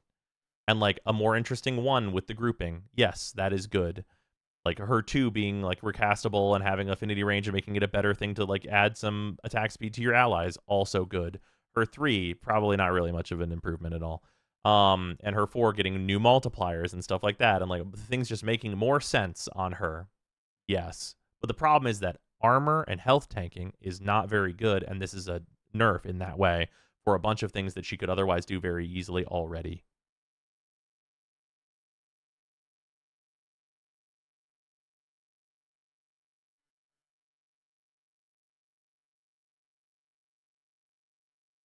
Need to fix the underlying systems before slapdash changing frames. Exactly.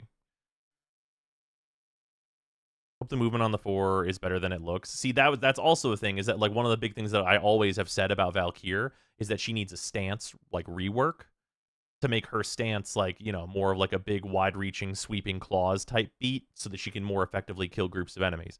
Obviously, I said that a lot before she got influence, and influence kind of does that for you a little bit.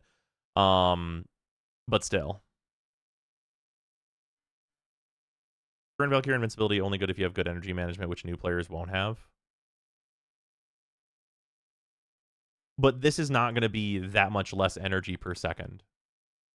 Because if you look at the rework, her 4 is going from 15 down to 10, which is a reduction. It's not that much. Because now you're going to have to deal with 10 energy per second instead of 15, but also you can die. And, you know, I'd pay 5 more energy a second to not be able to die, for sure.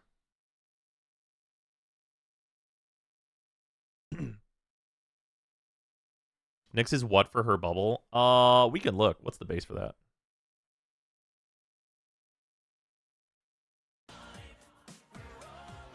What is Nyx's base?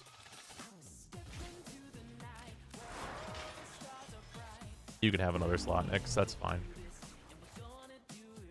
Oh, needs her augment.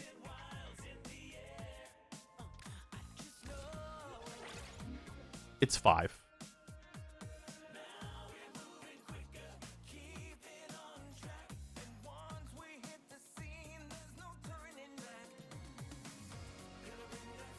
Alerts off. Alerts are on.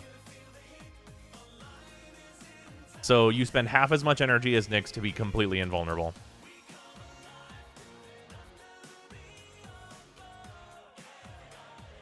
Yeah, Nyx can use any weapon. She's not stuck on any specific thing. She can do whatever she wants, but she has to walk. So there's that. But also, Nyx can steal Overguard and shields. So yeah, Nyx also makes her companion invulnerable.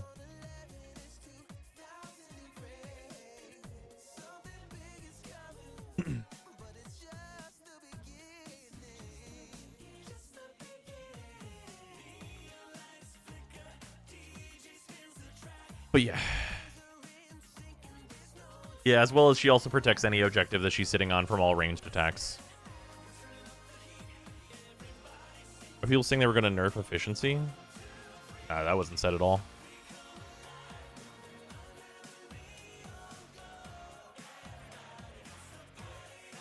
Mechanics also do 2.1 billion damage. Oh, you mean if you do like the funny mind control interaction? That's not really like a viable actual strategy. Like, it's a thing you can do, but it's not like a real strategy. Does that make sense? Was specified if Valk's passive is multiplicative? It was not. It very well could be additive with pressure point.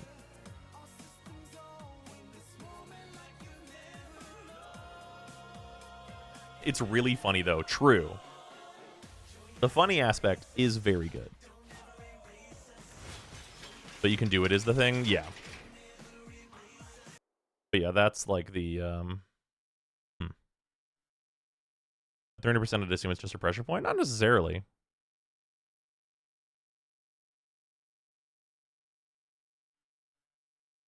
$90 to $95 DR is a good compromise, to be honest. She could still die, but really hard to, which fits the theme of berserking. It's just the... I'd like to ask a few Another news hype questions. for Preludes 10. I wish we knew when Preludes 10 was, but otherwise, yeah, I'm very excited for Preludes 10.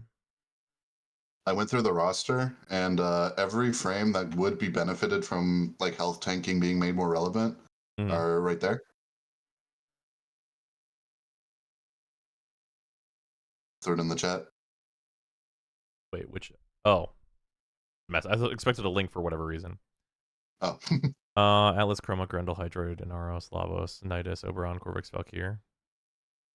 Yeah, well, I mean, like, the list is longer than this, right? Because, like, you know, you have Warframes like Well, these are the frames where it's like obviously health and armor are like the relevant things here. Right? Yeah, yeah, that's fair. I would put Exgal on this list then, maybe even still. Like, obviously, it would help way more, but these are the frames where it's like obviously it would do a lot for and would be like a baseline for further changes. Yeah, that's true. Like Oberon is bad, but like Oberon is very focused on health and armor. So if health and armor got buffed, then Oberon would be a would lot better baseline. Yeah, Oberon's Oberon's they could fix healing them even more. Yeah, and like Oberon's healing might be a lot more relevant too.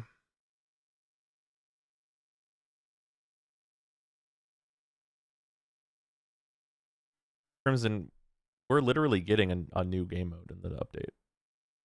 It's like about to happen. Missed the dev stream? Yes, you did.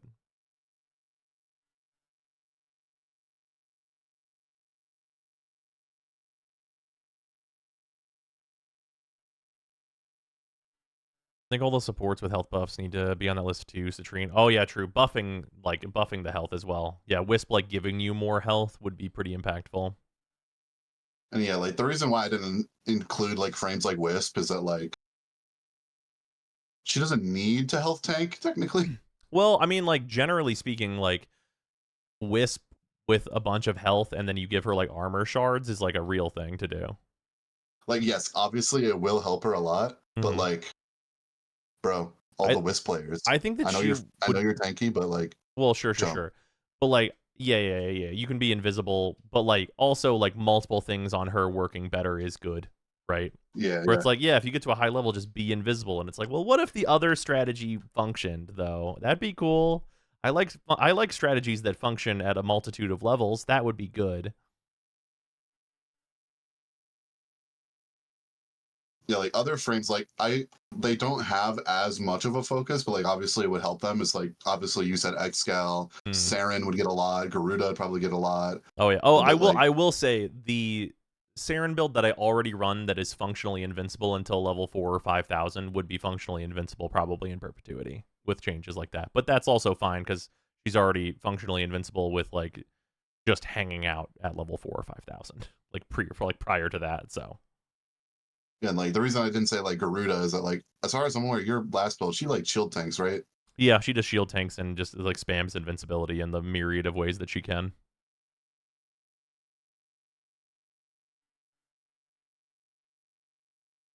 The Devstream already on. Yeah, Devstream's been over for a little bit here. It was at 3, so it ended about an hour and a half ago.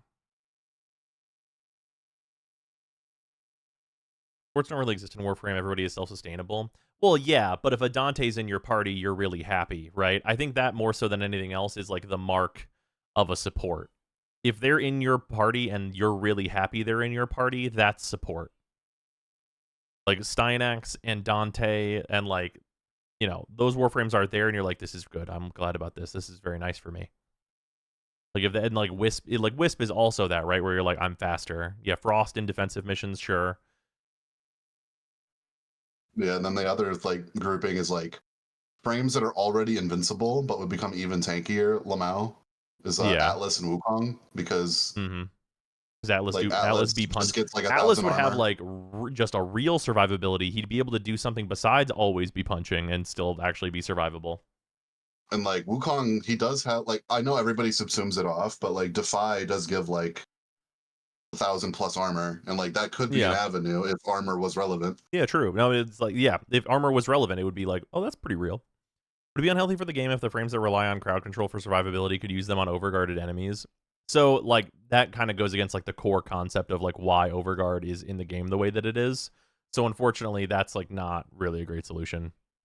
That is one of the things though that I have seen like Vauban players say, where it's like Vauban needs the like crowd control to survive without shield gating. So what if he could just do crowd control? And it's like, so unfortunately that defeats the purpose of the mechanic, and Vauban instead actually probably needs a little bit of a rework in order to be able to play even under these conditions.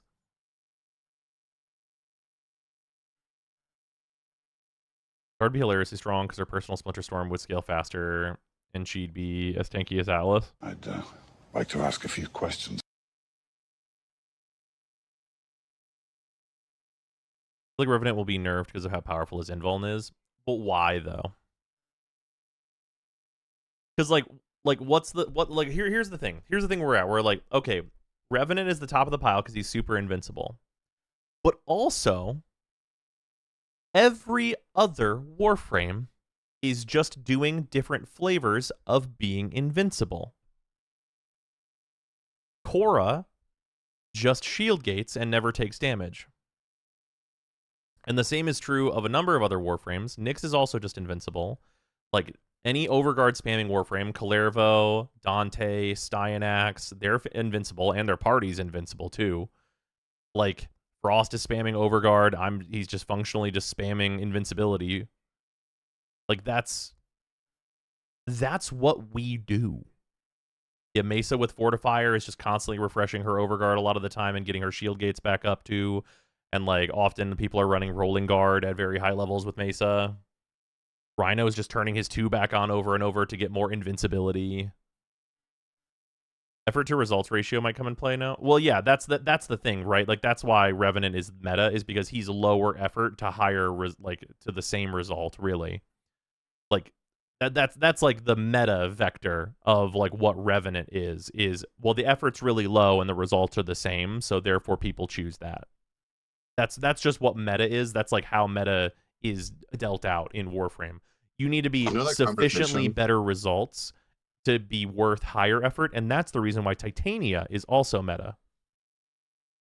You know that conversation we had where we talked about how PoE has like the vectors of scaling of damage, defense, and speed? Yeah. Warframe is like a square instead, where it's damage, defense, speed, and effort. Yeah. Yep. Well, it's more that like effort tempers all of the others, right? Where it's like, okay, you have maximum damage. You can just damage cap a motherfucker. But how hard is it for you to do that, though? Like, is it a bitch? Or is it like, you can just do that? And like, that's like what we're talking about. Cap, like, but I have the headshot? Oh, man. No, for real, though. Like, but unironically, sight is so good, but you got to shoot guys in the head. And like, how many of you in chat right now, this is the call out post, and just let me know, you don't play sight because you don't want to shoot guys in the head, you just want to shoot down this hallway and kill everyone. Sight 09 versus the Nataruk type beat.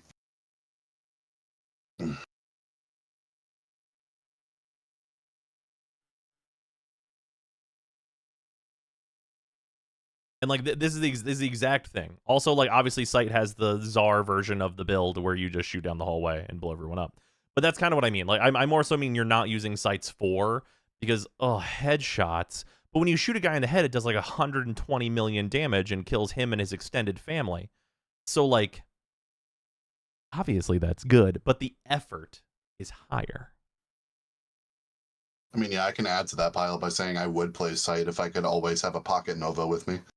Yeah, well, that's also fair. This is my Nova in a backpack. She slows them. Mm-hmm. But you mean Warframe players are just lazy? I mean that, yes, I do. But that's the thing. That's the meta. Okay. I'm gonna let you in on something. Gamers are lazy because min-maxing and efficiency is just another form of laziness. Yeah, min-maxing is just competitive laziness. Efficient people are lazy people by design. Audience is pleased to see you. It's like the same goal. It is. And that's why the quote is the efficient worker is only punished with more work. Yeah.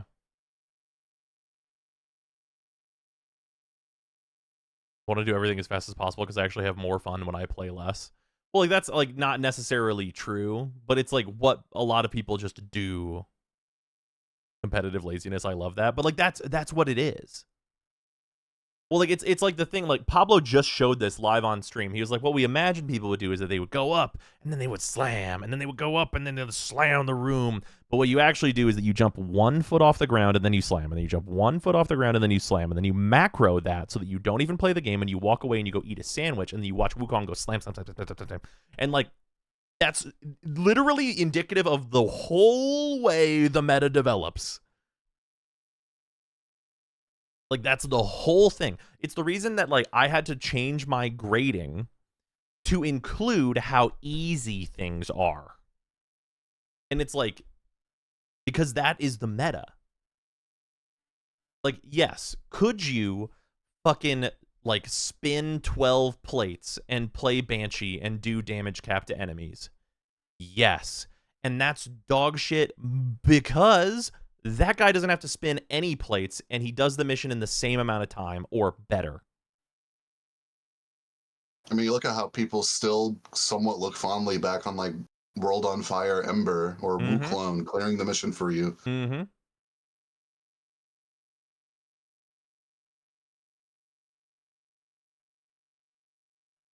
What's up, Hera? Who's macroing slam jumps anyway? Certainly nobody in chat. I mean, certainly not me.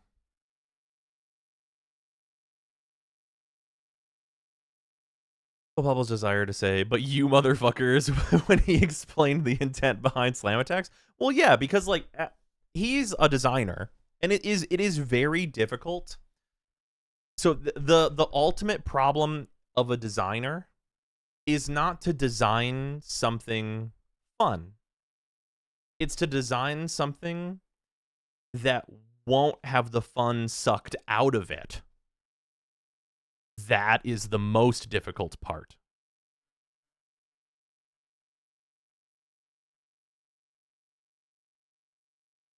I mean, it's what GGG is going through right now, because like they clearly want to push these combos in PoE 2. Mm-hmm. And the number one most played skill right now is Lightning Spear, which is a one button build. Yup. You have to arrange things so the optimal method is the most fun. Yeah. And you know, there's actually a really good example of this that's actually about to be removed from the game. You guys, okay, how much fun did you guys all have with the 1999 demo where you were Arthur with your little like silence pew pew and you had the Skana and the AK? Was that a really, really good demo?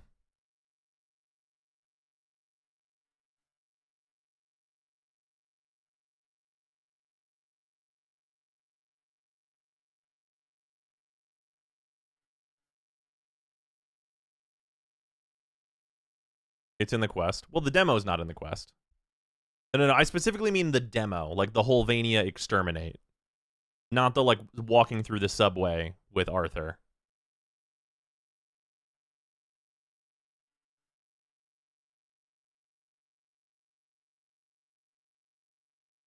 Did it a couple of times, then forgot about it, but you enjoyed it a couple of times. And the reason that you didn't do it more is because there's no rewards, right? There's no reason to keep doing it other than, like, you know, just because you wanna, right? And just because you wanna being the only thing that was there. So, like, for anyone, if you ran it more than once, the second time you ran it was for nothing but your own enjoyment. And, like, a lot of people did do it multiple times because, like, using the new, like, little silence pistol thing and, like, the balance that was in that mission was very fun. But the problem that some people have, like, realized is that Warframe isn't that game. Like, that demo, Warframe's not that game. Because we got the Vesper for real, and it doesn't do that at all.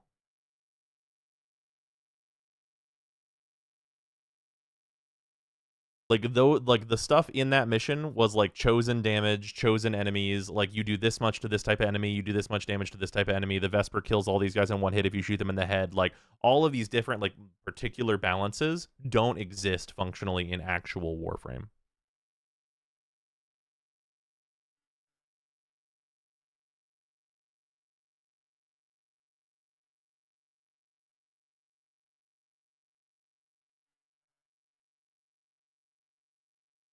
Because we've had to struggle to balance our toolbox for so long that when they can control our loadout, it tends to feel really good. Yeah. Your Vespers don't one-hit kill. On, like, a very large amount of enemies, yeah, the Vesper doesn't one-hit kill. I enjoyed the Vesper in the demo, and then I realized how it would play in regular missions. Yep. Because in regular missions, it doesn't kill everyone on your screen. At least not commonly. And in regular missions, you're trying to do the mission fast to get the rewards that you're trying to get fast. In-game Warframe is building solutions to content. Exactly.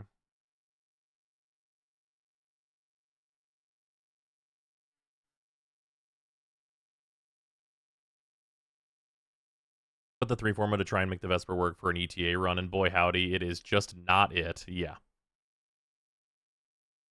Instead, we got a more interesting Lex.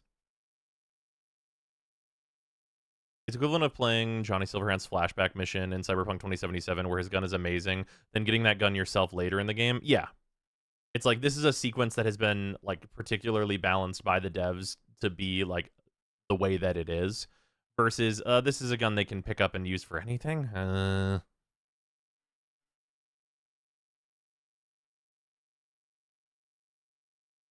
yeah, that's like the thing we're talking about here is that, like, the balance of the way weapons are is,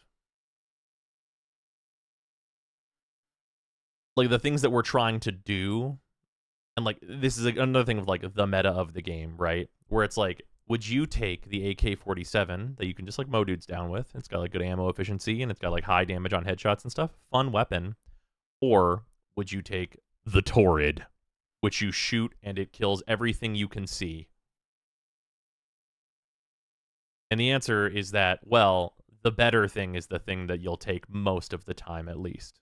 Especially if you're doing content that you're trying to do fast and are trying to chill out on. Like, the Torrid is so popular and so strong in such large part for, I'm just going to say it, because it's an Incarnate you don't have to shoot enemies in the head with. Like, being so for real, that is the determining factor.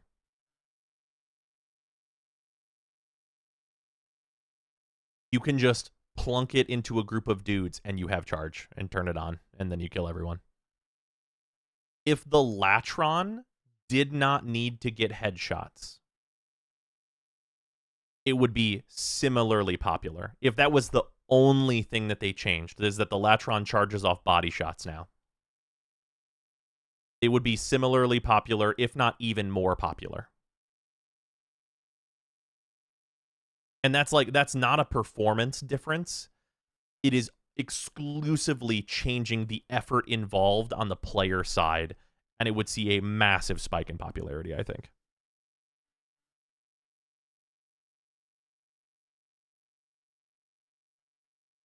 Latron Incarnate has that weird zoom defocus bug, made me drop it so fast. Getting headshots also takes longer, yeah. Use the Latron way more is more fun. Yeah, I also I agree. I like the Latron more. But, like, shotgun kill as just an extra would be great for all Incarnates. Definitely true. One of the headshots, but it would be a lie if I said it wouldn't be better without it. Yeah. But yeah, that's like the big thing to, like, think about whenever it's like, is this thing good? Is not only, like, can it do the content? Like what we were talking about with, like, Valkyr, right? Like, one of the big things about why these Valkyr changes are going to be worse is because her effort is going to skyrocket. Right?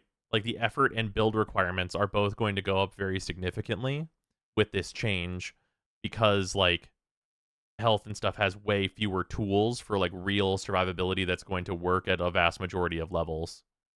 And, like, different pieces of content and also different levels of player investment. Because invincibility turns out just is better.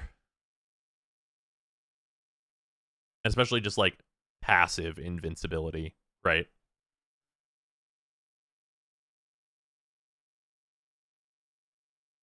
Just have kills, Grand Incarnate charge as well, just reduced by 50% or something. I mean, yeah, there's, like, they could do those things for sure, but, like, people still use shield gating anyway. Yeah, that's fine. No part of this conversation is they should remove shield gating. It's just that the part of this conversation is, well, health and armor should be comparable to shield gating for, like, survivability. Like, they shouldn't just be colossally worse.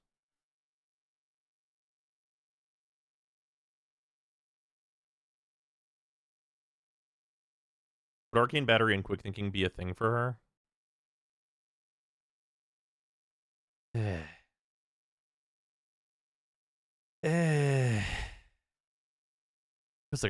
feels like you would run out of because you'd run out of energy and then you'd run out of energy, your 4 would turn off, and then your passive wouldn't save you.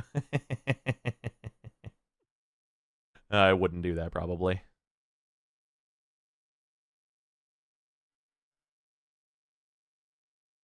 How would you buff health and armor? We've discussed this a lot about, like, the different ways to do it. The answer is there's a ton of options.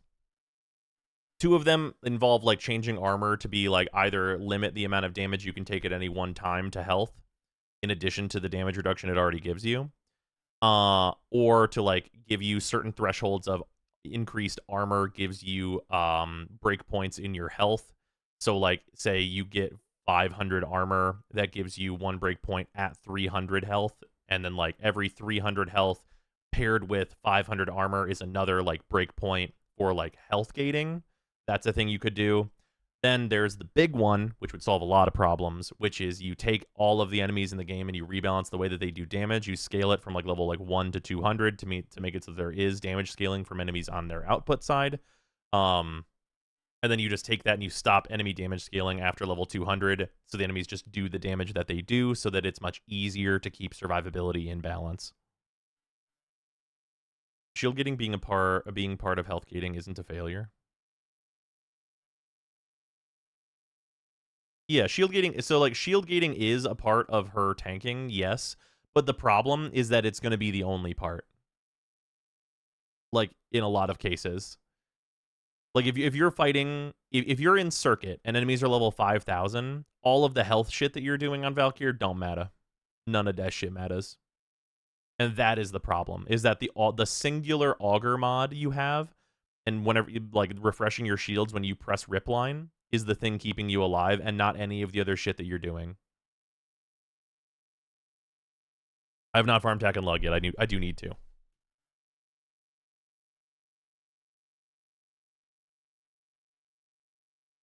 But yeah, like it's not the issue of like shield gate is involved or that like shield gating is good. It's that health and armor don't scale the same way.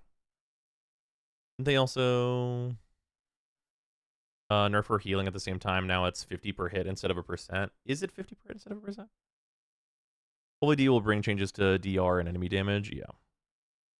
Prepare to be whelmed by Tack and Lug. Oh, I can only imagine. Super fun. The heavy attack you make is actually good.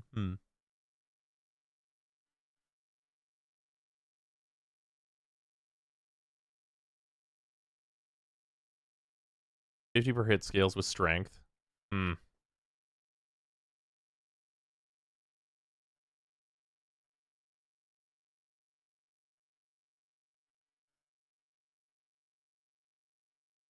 Again, 50 per hit, if we lived in a world with either of the two armor changes that they could make that I just said, would be really good.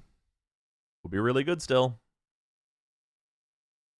So I'd be healing for like 115 on hit. Yeah.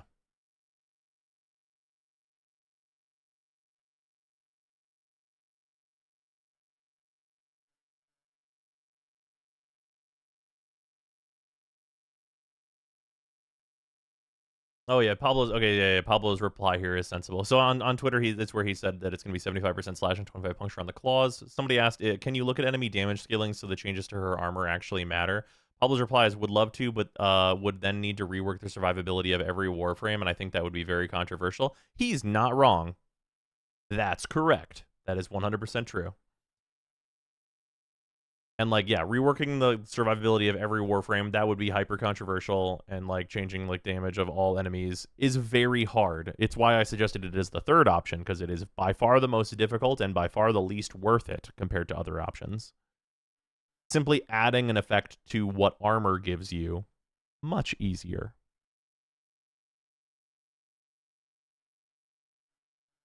Design themselves into a corner. I don't think it's that. Like, that sounds much worse than it is.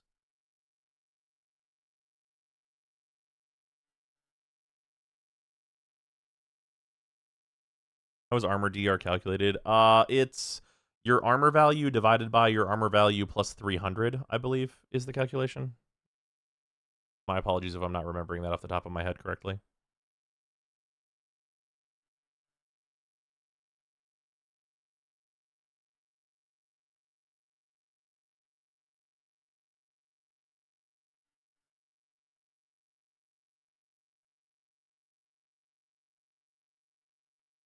It is that? Okay, cool.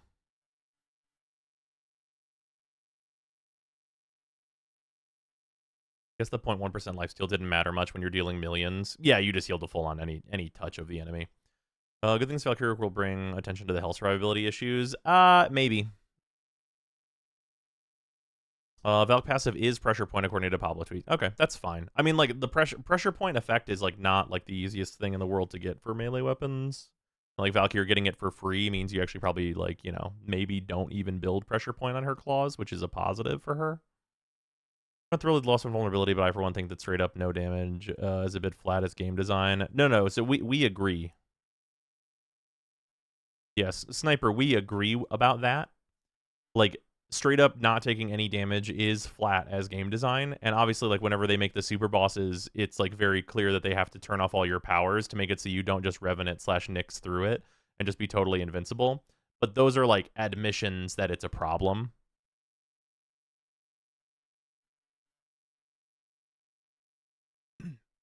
But, like, here's like a great thing, right? It's actually so funny that, like, oh yeah, we're not allowed to use our powers to survive as Revenant and Nyx and yada yada whenever we do the super tank or, you know, or like the super murmur, because they just turn all your abilities off anytime they touch you and they drain all your energy and you can't fucking use anything. So then what do? Cast an ability, put shields back on, rolling guard, baby, spam invincibility. Like, we literally go from, oh, easy invincibility, oh, it doesn't work, slightly more effort invincibility. Like, it's not that different. Like, I know that it feels like Revenant's easy mode and yada yada and blah blah, but not really. Revenant's just lower effort. They're all easy mode. I mean, it's the same thing as back then when you would just build any Warframe as an Aros. Exactly. Like, when, yeah, back in, like, a Naros meta era where it's like, oh, yeah, you can't use your powers for this mission. Slap in all the health and fucking whatever mods, man. I don't know. Your powers don't work, so I guess, I don't know. Be an Aros. Duh. All the frames can shield gates and be invincible to do the funny cheese mission, but it costs them their identity. Yeah, like if you want, like, the, well, what do we do if we don't have Revenant and yada yada, and we don't have all these powers to survive in DR and so on? Like, just go watch my Super Tank guide video. Because, like, the answer is you get shield slop. Like, I can just show this. Because guess what? Nyx is one of those Warframes. Here it is. Here's shield slop. You could just, like, fast deflection and, like, whatever else. Can't be knocked down. Turn shield back on. Energy Nexus to just cast whatever for no energy. An auger mod of some description. Turn shield back on. Be invincible. Fuck you. Roll. Invincible. Like, the powers don't matter. The points are made up. The Warframe itself is irrelevant to the point. Your base stats only. Final destination. No items. Like, that's what doing the super boss Apex tank is defensively, it is shield slop, which is what I call all builds that look like this. It's shield slop.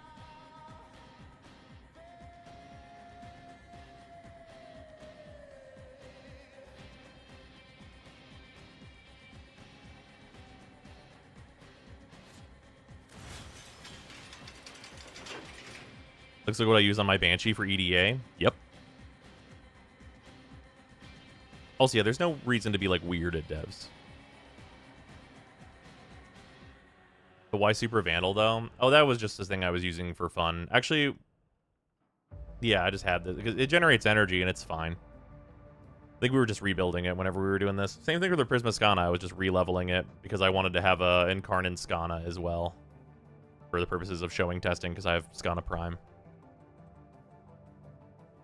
I'm a pig for shield gating, basically. Yeah. Removing invis would just make every frame Banshee, but with more damage. But yeah, like that's also the thing, right? Like, classically, why do we have the age-old, yes, Loki Master Race? You know why? Because it used to be, you fucking hit 2, and you were invincible for 40 seconds. Nothing in the game could do anything to you, and you could just kill everyone. And that was the best thing you could do. Whenever corrupted mods got introduced, like, that was, like, the best thing you could be doing. Like, survivability was crazy. Out and replaced a 1-to-1. Yeah, exactly. Yeah, because they basically did the same thing. Mm-hmm. Loki was invisible, and Naros was invincible. Yep. Not to mention the old bonuses for being invisible with, like, gas and stuff and all that whole era.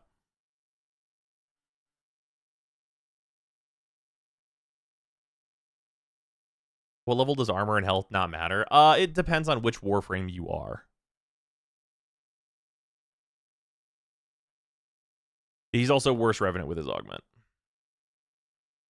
The stream, was it good? Yes, lots of good information on the stream, but, like, Valkyr's rework has spawned a long conversation here. 1K plus is probably the most consistent. Yeah. Yeah, for most Warframes, once there's 4 digits involved, it gets really bad for you. And even for some non-health tanks, like great example, up until recently, and this was actually helped with the Exalted changes, Hildren, very bad. Very bad once the levels got to the point where health tanks started having a problem. You'd have a big problem as Hildren, because enemies would shoot her, and her fucking powers would all turn off. And you couldn't cast anything. And if you can't cast anything and you got no fucking shields, what happens next, big boy? You die. But being able to steal Overguard and protect her energy, which is her shields, has made her much better at those levels now.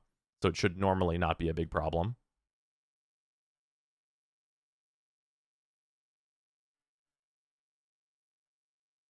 Overshield frames suffer at 4 digits as well, unless it's mag.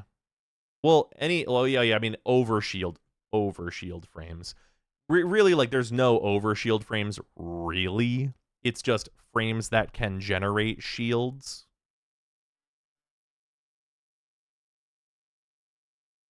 Steadfast, I believe, doesn't work on Hildren, because I think Steadfast says you need to spend energy.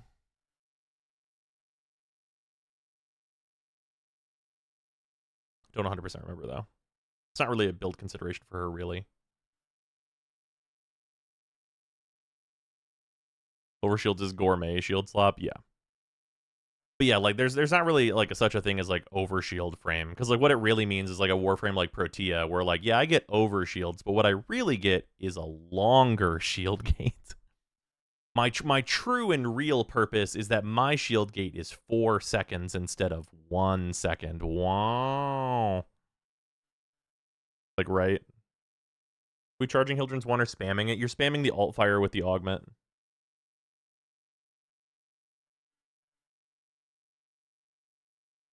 Rhino moment, yeah. Yeah, and that's the thing, like, with, like, Overguard Warframes, too. Like, we've talked about this a few different times in a few different ways, but, like, what if this Warframe generated Overguard is a sentiment that you see because Overguard makes you invincible? What if you got shields on kill is a sentiment that you see because shields make you invincible?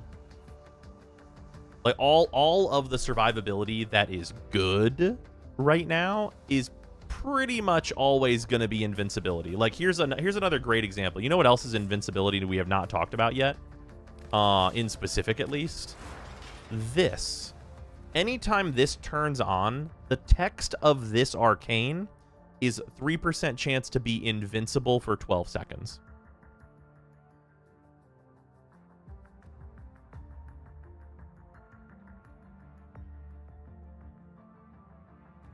Talking about tanking stuff, do you think Overshield should give some additional buff? Pretty sure they still do.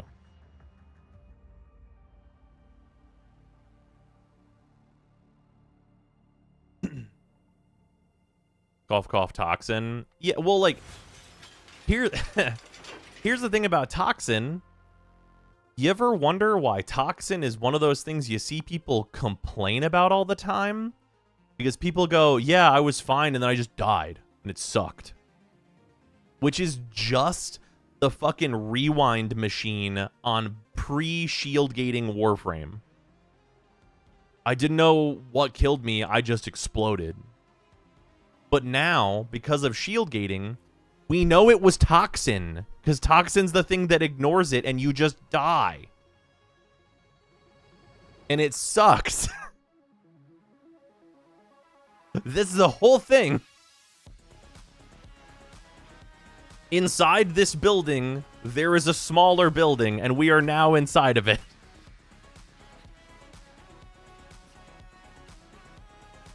It's bullshit whenever high damage Toxin just kills you out of nowhere is inside the shield gating building. This is the fucking nesting doll of conversation.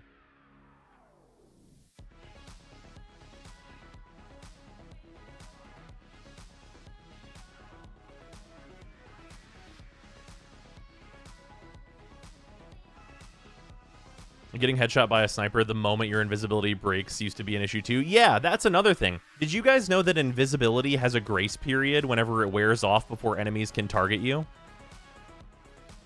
There is I believe it's 1 second. Whenever your invisibility wears off as like Ashe or Loki, if your 2 takes less than 1 second or to cast again, you did not become visible actually. Because the thing that used to happen is you would become visible as Loki, and the ballista 7,000 miles away would notice that you became visible and fucking headshot you like this is Call of Duty and they're cheating.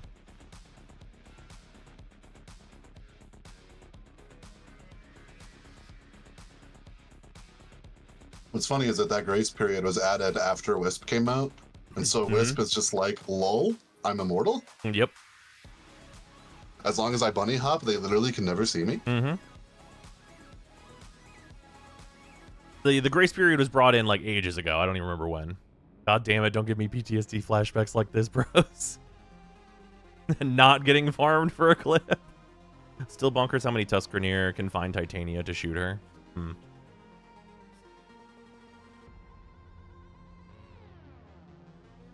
Yeah, I remember what happened. Yeah, I don't know when it was either. It was ages ago at this point.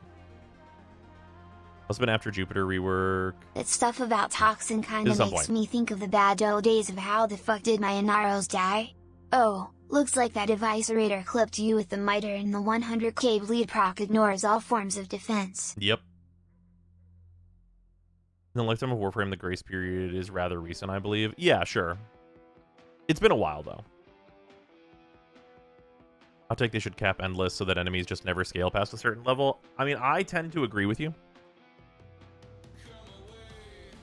But, like, that will make a subset of the community mad. I think the real answer is capping certain things about enemies, right? Where, like, the balance of the enemy killing you should be a thing that, like, put enemies at level 500, which is like the end of like ETA right now, and be like, at level 500, that's the end of enemy damage changes, right?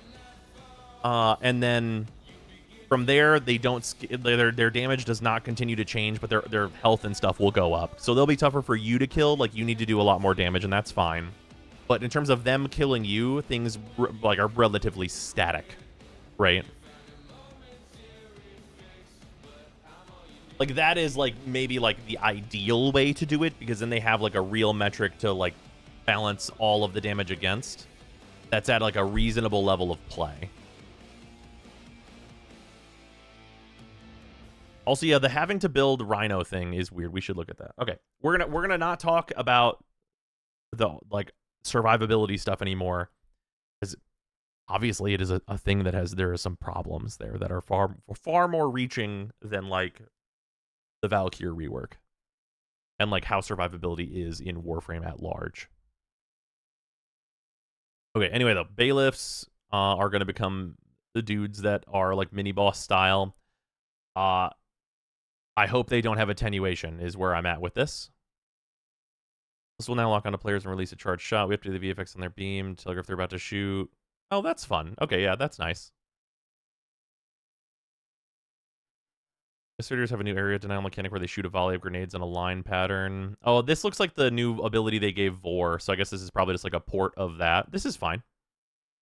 Yo, DE, listen to me. You should make one of the syndicates send nothing but eviscerators. It'd be funny. That would be pretty funny.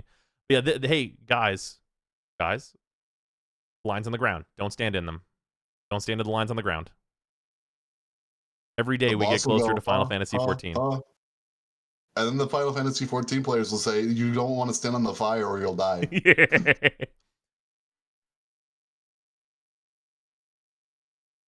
Okay, miscellaneous quality of life. While Kuburos no longer attack the player unless the player attacks a Kuburo or Kuburo Den first. Okay, that's fun. That's like, yeah, fine.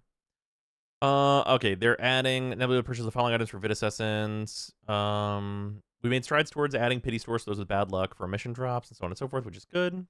So yeah, Pistolier, Tanker, Pistolier being added here. This means this fun will be easier to access from this now, which is nice. Adaptation being here means obviously you'll spend way less time here, which is great because that's what most people will be in here grabbing. Just good stuff overall. Like this whole list. Great to have all this stuff added in here. Good stuff. Hey, Combat Discipline 2. Who remembers melee guidance exists? Not me. I actually don't remember what this does. I don't remember what this does. Shepherd is a companion buffing thing that's bad. Melee guidance is an aura. You lose 6 seconds combo duration. Squad mates gain 12 seconds. Right, that's why I forgot about that. I change Mesa, or is she okay? No, only Valkyr is getting reworked. Archon shard removal will now require different secretions per shard color. We also have the removal cost for normal Archon shards, with Tau Forge costs remaining the same. Okay, I'm fine with that. That's good. That's good. So Crimsons need Oxide. Azure need Synthetics. Ambers need Bile. Topaz. Yeah, great. This is good. We love this being more diversified. This is good. This is great stuff. This does mean that in general, Oxides are probably the most important thing, but Oxides are also the easiest to get a lot of, so that's great. Amber shards are also ones that you probably will never remove. Like, realistically.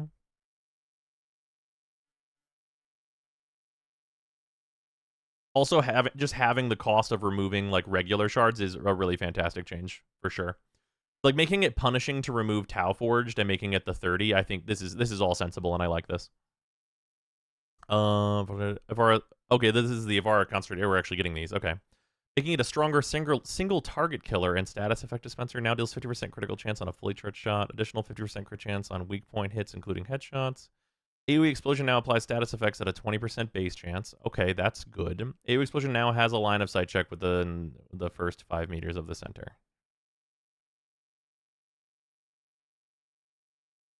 But not outside of that?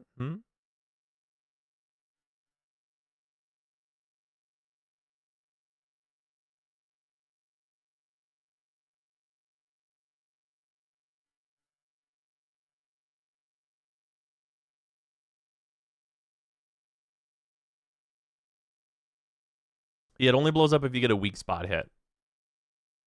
Which is, like... Maybe they're making it so that it always blows. If it always blows up, this is good. I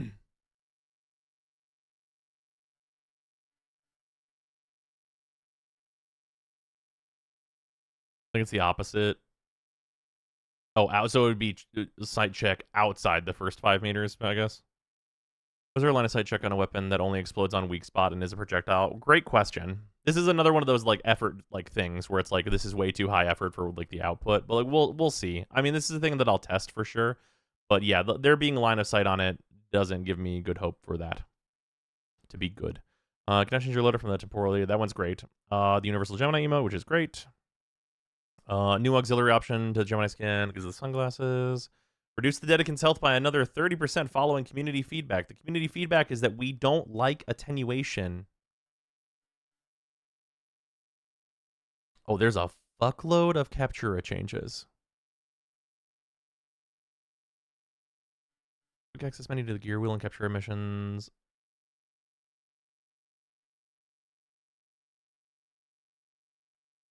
Oh, like quickly being able to spawn enemies in there and stuff is like good. Okay, just like easy to get to the different sections of things. Sure, okay.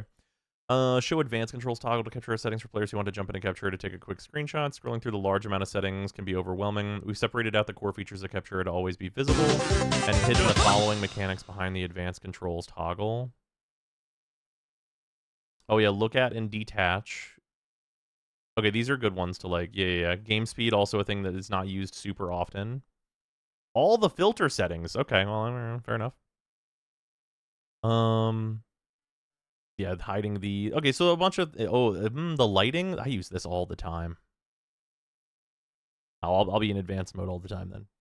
The lighting I use constantly. Who does select scene options from the list of settings and put it beside the defaults and back buttons so it's more easily accessible? Yeah, this all seems like sensible stuff for this. Making, like, Captura more, like, easy to use in general, but still keeping all the options. We love that. Okay, junction changes. Junction UI. Players can no longer enter junctions when all tasks are not completed. This makes sense. And the ability to click on a junction task and have it transport you to the relevant node. That's good. That's good. Okay, so junction plus task changes. Close gaps in player teachings. Most importantly, we have changed how rewards are received from junctions. Previously, players would have to defeat the Junction Inspector to receive all the rewards. Now each Junction task has been assigned a reward that will be given upon completion. Okay. Players can complete Junction tasks before the Junction is available to them, but will not be able to claim the reward until the Junction is accessible. All right. Okay, so... Yeah, so Dreamer's Bond, tax... Like, yeah, so this stuff is all... Yeah, start building taxon. Okay, interesting. Equip Dreamer's Bond in your Warframe's aura slot. This is fine. This is good. Yeah, so do Vor's Prize. You'll have done this. You'll get Dreamer's Bond. Equip Dreamer's Bond, and then you'll get Chilling Grasp. Use Fusion to rank up Dreamer's Bond. Okay, making you rank up Dreamer's Bond is actually good. That gives you Taxon, and then getting Taxon, you start building Taxon to get a reactor. That's good. And then you still get the fully built Furus and 5,000 credits. You already got the reactor. This is not a new free reactor. It's just a change to the rewards, like the challenges that are presented here. Director would go into Taxon, right? No. Almost certainly not. Okay, so then for Mercury, Voxelaris, get the Incubator. Using credits, purchase a Rhino Warframe blueprint from the market. You get Fast Deflection. Defeat Jackal at Fossa on Venus and collect all the Rhino blueprints. This task would be much easier if you had Northwind. But okay. Start building a Rhino Warframe. So is how they're changing the build requirements on Rhino known here?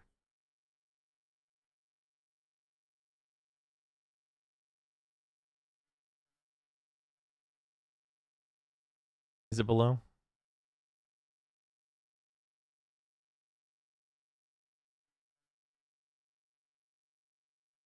Further down. We'll go down to this real quick. Okay. 1 Neurode. Okay. 150 alloy. Ooh. You'll need 2 Neurodes. Polymer, 500 Rubido. 450 circuits. Oof. Circuits are not that common.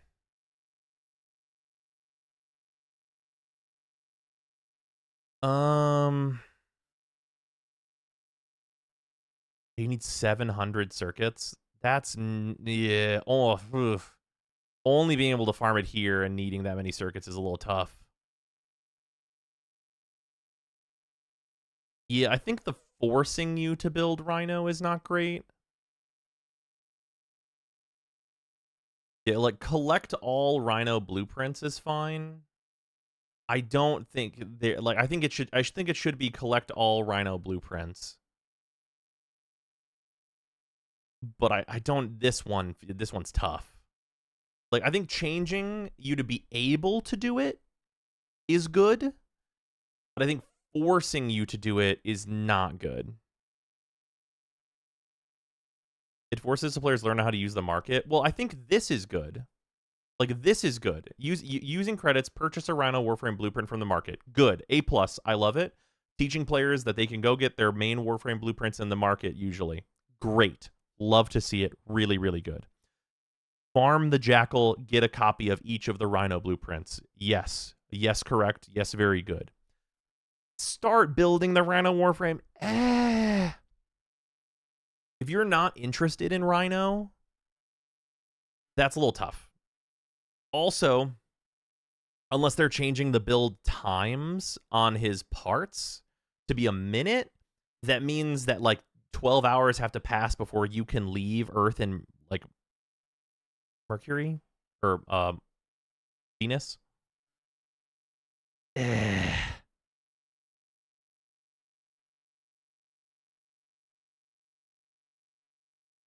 Thought I was going crazy. Yeah, no, this one's like, yeah. I think this is like, the game should tell you, hey, you can get all the stuff for Rhino, and like maybe give you a little pop-up about like farming materials. And like be like, you can go do this. Rhino's parts are actually available just on these first 2 planets you've done. Like giving the player like, hey, you can, I think would be much better. Because I think they learn everything that they really need to know here and here. Right? Where it's like, you get a blueprint from the market, you farm it from a boss, and then you can build it. Not you have to. You have to is a little much.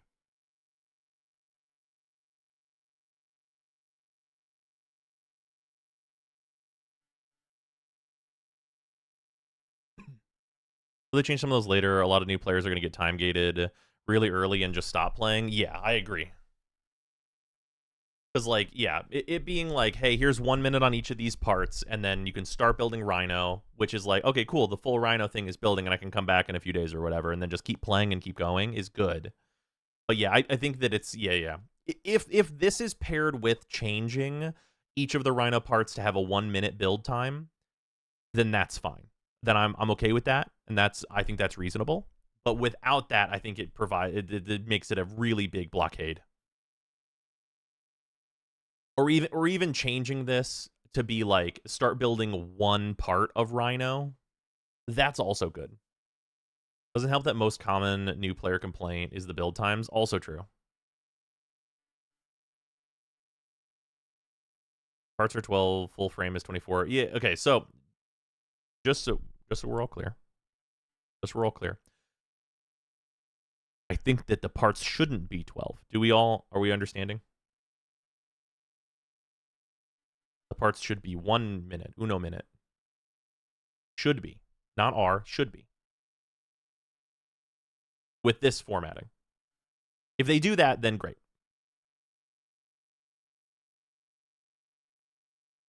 Yeah, for Rhino specifically. If he's going to be like critical path like this, having players get stuck is bad.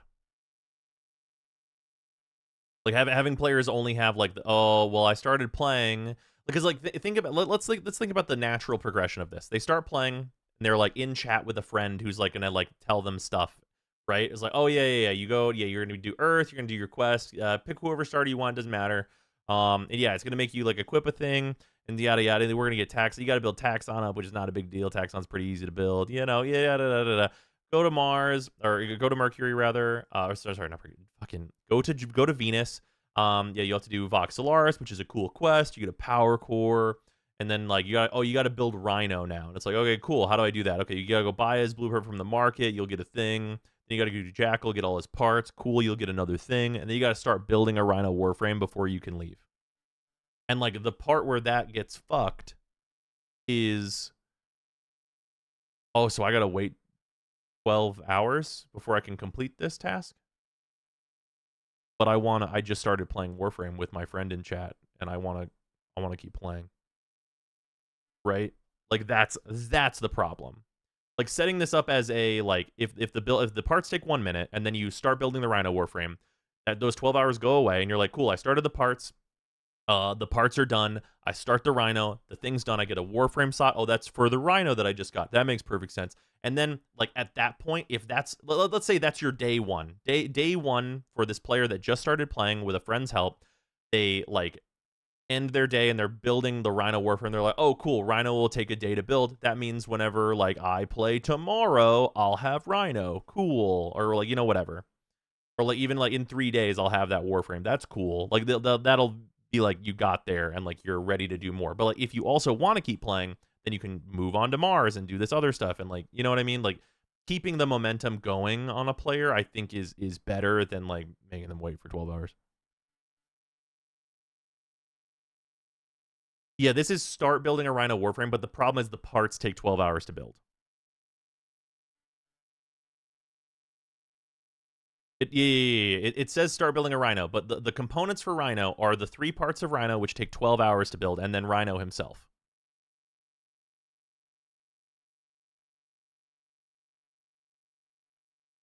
Maybe start building a Rhino could be the parts. Well, okay, so I have to look at this. All right. Whenever I read this, I have to read this as what it is, which is start building a Rhino Warframe.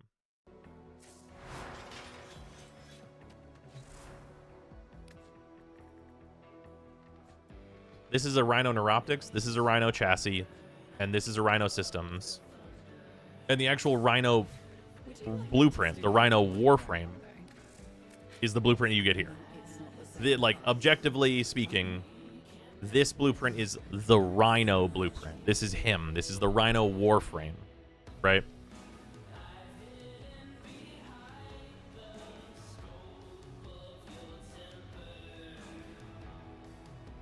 Well, because that's the other thing that I already said, right? Is like this could be changed to start building any part of Rhino, and like that also is fine. But that's like the consideration here.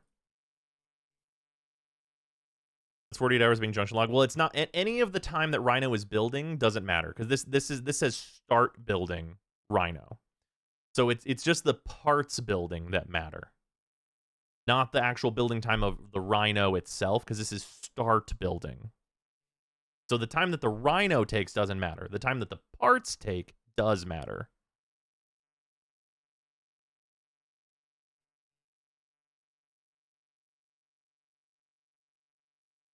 Just realize how far down past the cosmetics he is in the menu. Yeah. Should be build X Warframe and gently suggest Rhino, but not force. Build X Warframe and gently suggest Rhino, but not force. Well, it shouldn't be build any Warframe.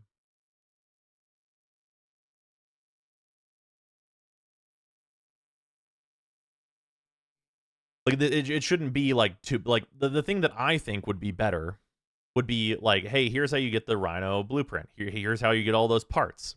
And then like just complete the junction and give them like a pop-up that's like, you now have everything you need in order to be able to build Rhino if you want to. You can farm all the materials on Earth and Venus and then use those materials to build the parts and then combine those parts into the full Rhino Warframe.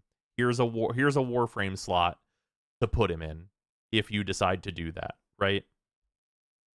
Like just telling the player this is available to you if you want to, I think would be even better than making them build it.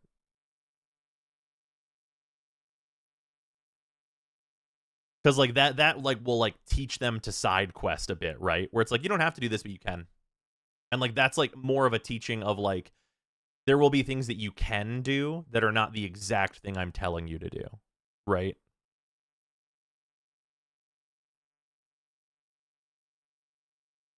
Basically just remove the build the Warframe bit. Yeah, essentially. But like I said, there's multiple ways to go about this. Gonna have thoughts of still allowing new players to purchase Rhino if you're gonna force them to farm him out. No, I don't think like no, having like no. Okay, especially this should not be completable by buying Rhino. Like more so than anything else, this should not be completable by purchasing Rhino. In fact, I would argue that like if this is going to be the tutorial on the second planet, you should not be able to buy Rhino.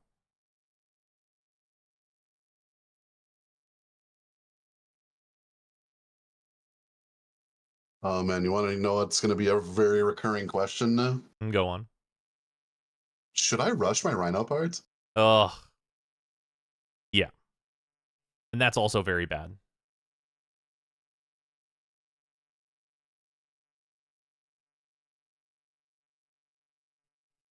Yeah.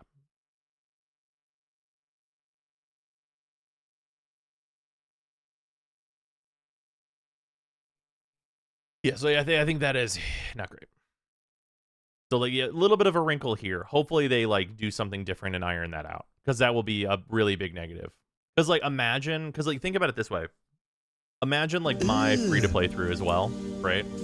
Brother, Because my like the way like my free to play through What's would like that? exemplify this like super hard. what's that, brother? Because I would like start playing Warframe, and then 1 hour later, I would have no reason to continue playing any Warframe because I couldn't do any of the objectives to progress. Like from account creation to like how fast I would get to this point is like 2 hours.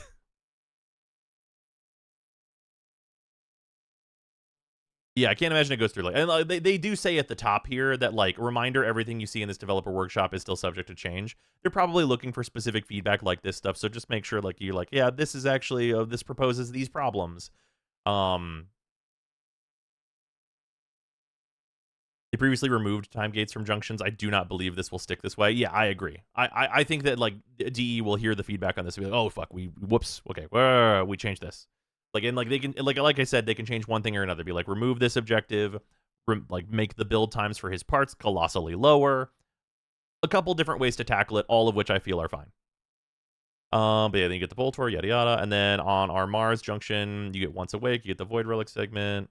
Activate new quests using the codex in your orbiter. Activate new quests using the codex in your orbiter. I guess this is just for like doing Once Awake.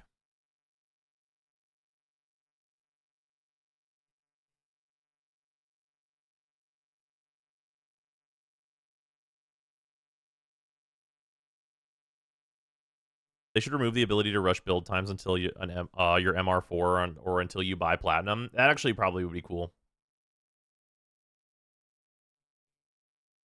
Yeah, this probably gets completed by starting Once Awake. I'm gonna assume that is the case. Complete one mission with the Boltor primary weapon equipped. They give you the Boltor here. No problems there. Absolutely fine. Purchase a blank from the market.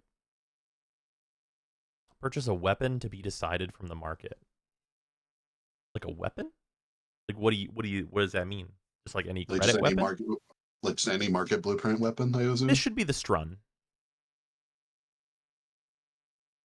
Let's keep any like Mark 1 weapon probably just satisfies that. Yeah. Let's just keep it crispy. This should be the Strun. You can't start with a shotgun? Give the player a shotgun.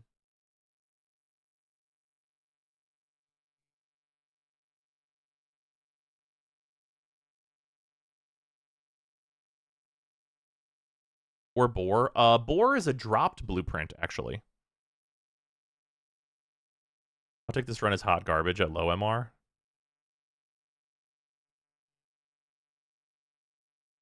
You're killing like level 5 enemies. Yeah. Like, what do you mean? They give you decent shotgun mods at the start of the game, I don't remember. Absolutely not. They could, though.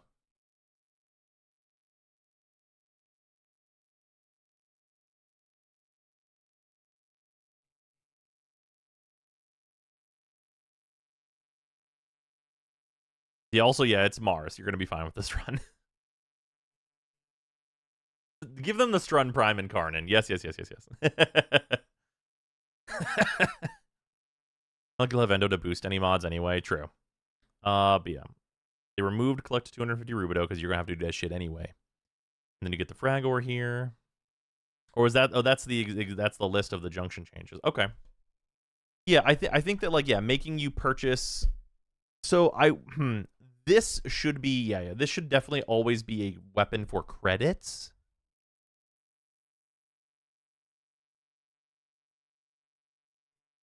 Even compared to similar powered weapons. Sure. I mean, like, there's no reason they can't give, like, the Strun 10 additional damage per pellet, and then it's, like, a god gun whenever you're early, right? Like, there's nothing stopping them from doing that. Base run has a stupid long once per shell reload. It feels mega bad to use. Hey, I mean, I'm just going to put it out there. DE has the power to change the stats on a shitty weapon.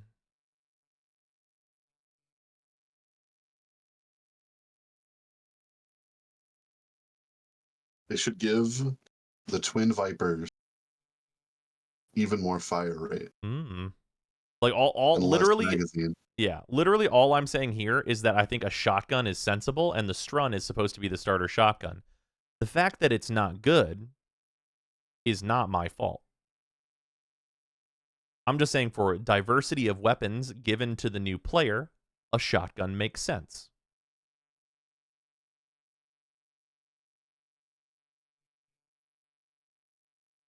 There's no sniper at that level that you could give them. So a shotgun is the thing. What about the base heck? That weapon is mastery rank 4.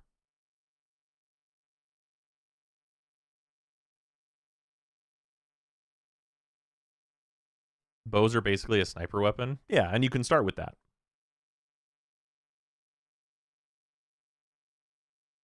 Heck without Justice mod is okay. Okay. Heck without Justice mod can clear the star chart no problem. Like, what are we talking about? The star chart is obviously entirely mod. Yeah. It's all mod. You guys have been too steel path pilled Go take an unranked, like, just like take all the mods off of a Heck and go to Venus right now and start shooting guys, and you will be like, oh, this explodes their organs out of their body. Like,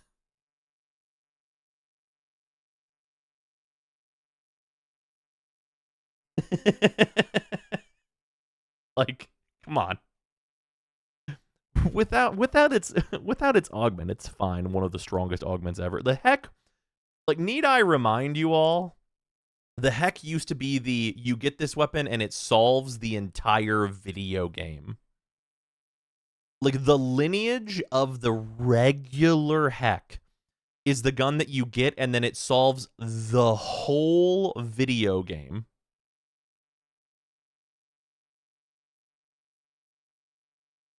You clear the entire star chart with the bow and the Northwind mod.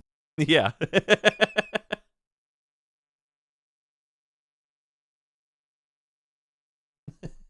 Does this stick have 90% cold damage? Shit. Damn, bitch. We in the new war now. We got Northwind on the bow. We got Northwind on the bow, and then I'm using this until I get the Nataru. Unless you want to use Broken War. I mean, you get the MR out of it, and then you go back to the bow. Well, no. So the Broken War actually is very compelling currently because it comes with it comes with a catalyst, and the bow doesn't. Yeah, but you don't need anything more than Northwind pressure.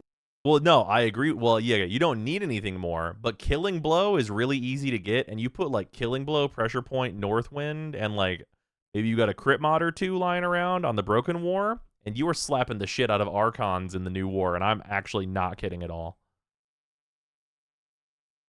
Like, you'll heavy attack them for their life savings in the new war with Broken War. What MR is the Skajati? Is that relevant? Because you just get it from Yeah, the you just get it, so it's not an MR consideration. That weapon's also good though. Paracesis.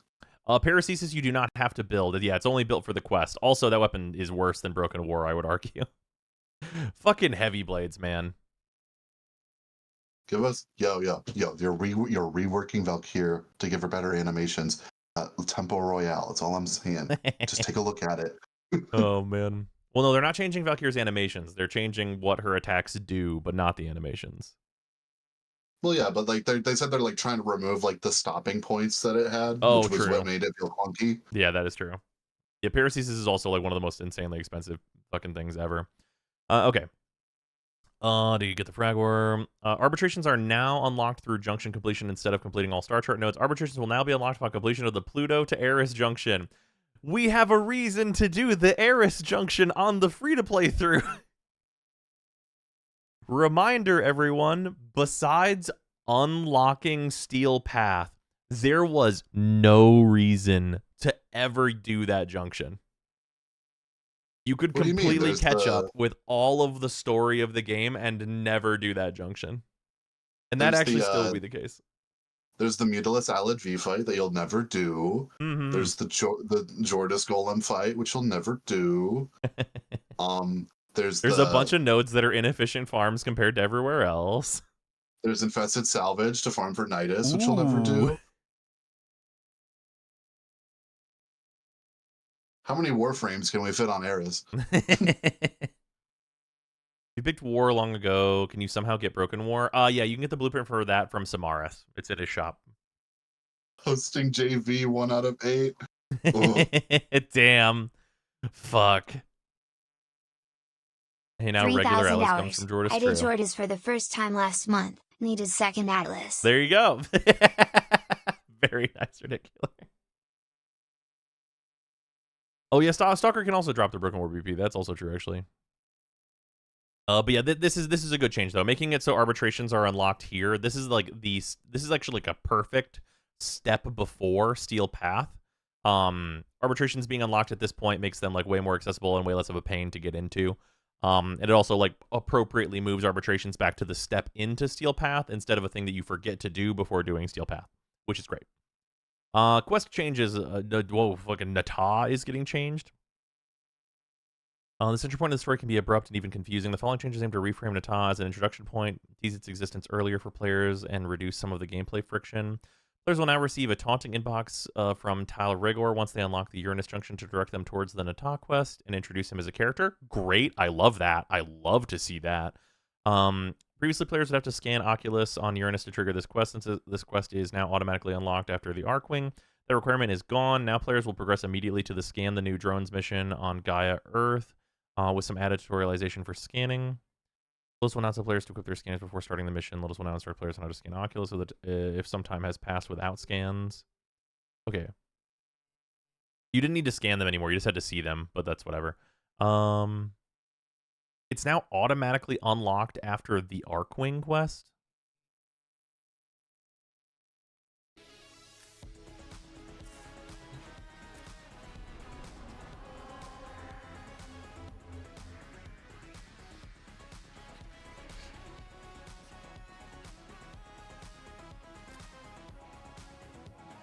Heart of Deimos.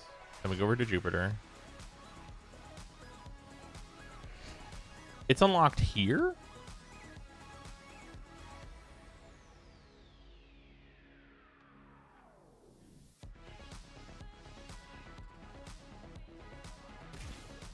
Oh.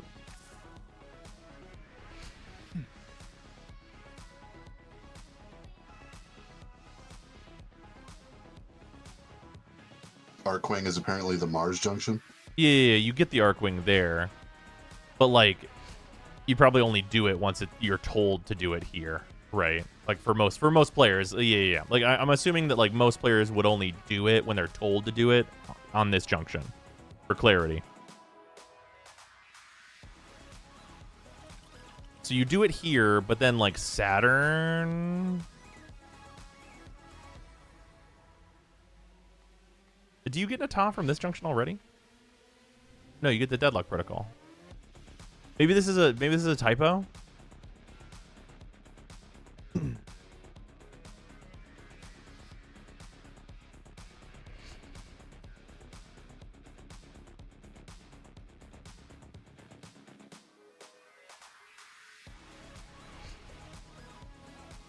Nata comes with a message. Oh yeah, you're right. They did say that. Yeah. So yeah, Nata will be when you get to Uranus.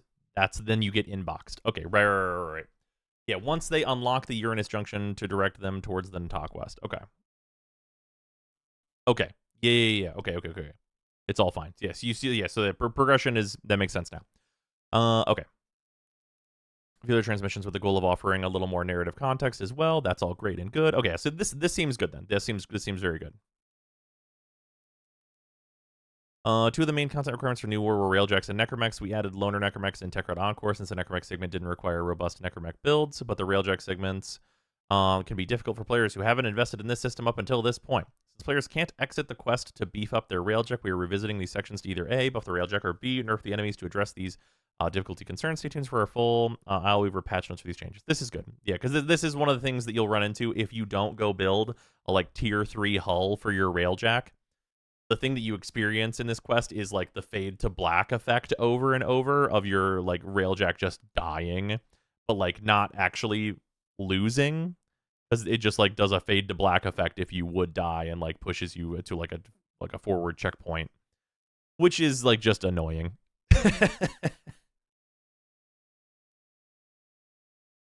A friend of New War this month, he messaged me about having his ass kicked at the Railjack part. Yeah. So yeah, this is extremely sensible, and it's good to see that they're doing that. I think Shenpai actually had massive trouble at that part when she did the New War. I believe that. The Vor rework. Receiving a rework. This feature is still in development, so everything outlined below is still subject to change. Fancy new arena. Nervous grenade spawn. Actual arc spheres that do electricity in a wide area. Summoning beam of electricity will target players, similar to the mechanics seen in the Awakening quest. Health is broken into 4 segments. Upon losing 1 segment of health, he'll cloak himself in the familiar shield orb and spawn reinforcements. And you can tell that this teleport stuff is still the same. This beam will swipe across the room, requiring players to jump to avoid it. Okay, all right. Electrical orbs on his final health state. Vor creates 3 electrical orbs that will seek out the player, similar to Electric Eximus. I gotta keep it real with you, Chief. I forgot that Electric Eximus had that shit.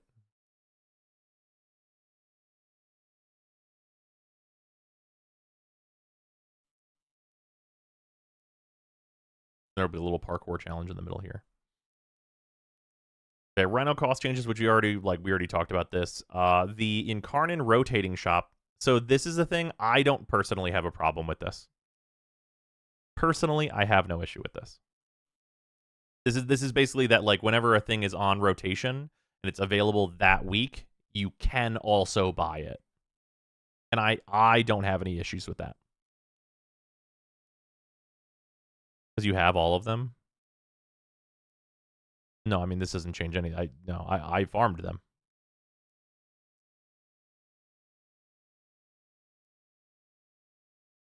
Basically just pay to skip the circuit grind. You. Yeah. I have the most fun with idiots and mean people, and you're Tio, both. thank you for the resub. Appreciate you. Boop. Heard it when the strongest weapons in the game can't just be bought. Yeah. Like, yeah. I don't disagree.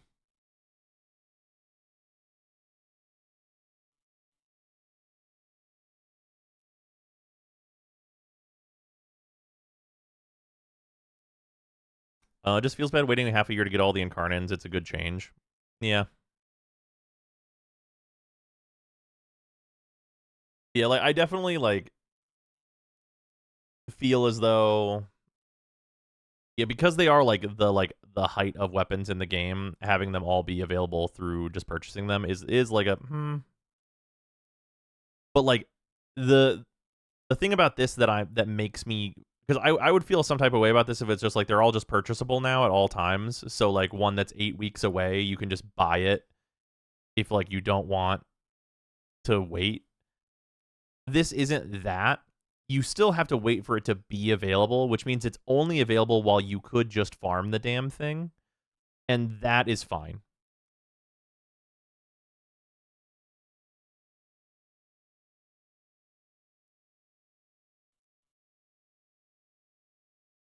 Like, if it's like, hey, the week rolled over and the Furus is available, oh, sweet, and someone buys the Furus instead of just farming it,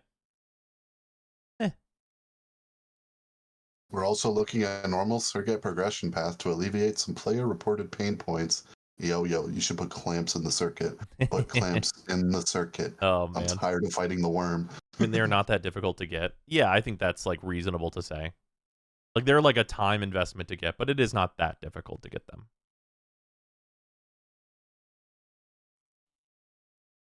Also, yeah, putting any amount of clamps in circuit. I mean, that's, like, kind of what the new, like, Isle Weaver stuff seems like it's going to kind of, like, give you, though, right? Is an alternative game mode where you only play as a Warframe, and you can get clamps.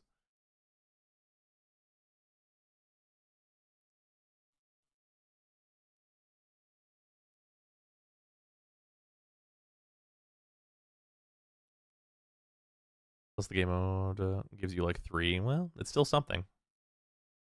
More clamps only for the event, though. Did they say event only specifically for that? Maybe. Still need Steel Path to buy them, right? Probably.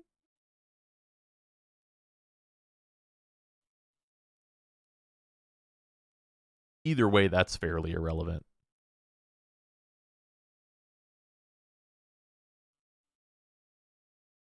Like, unlocking Steel Path is also so much easier now.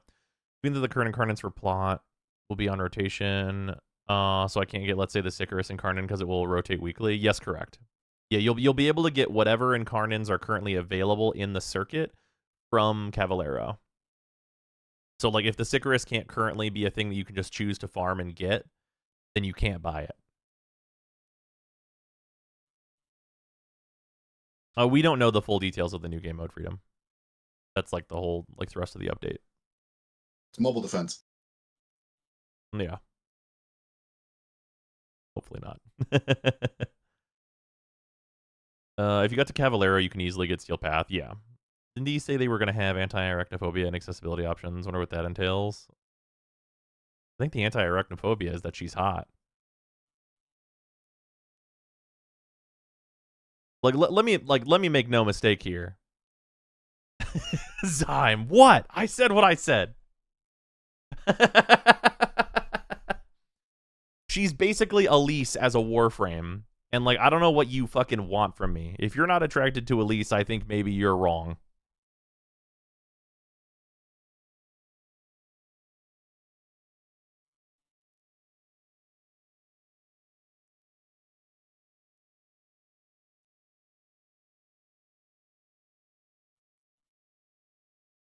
Who? Elise from League of Legends.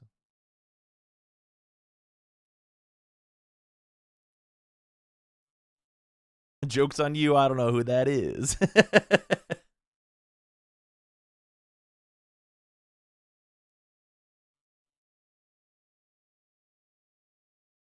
Does Spider-Man also give people arachnophobia? Well, Spider-Man's just a guy. Like, Araxia does have the additional legs, and they are spider legs.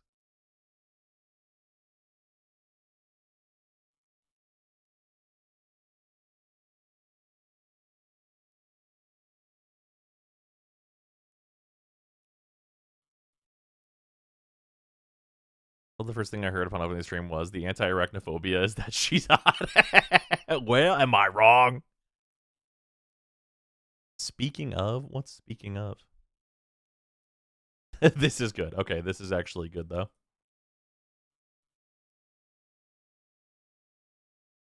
On the topic, Lola Bunny. I understand, but not for me. I hate spiders, but hear me out.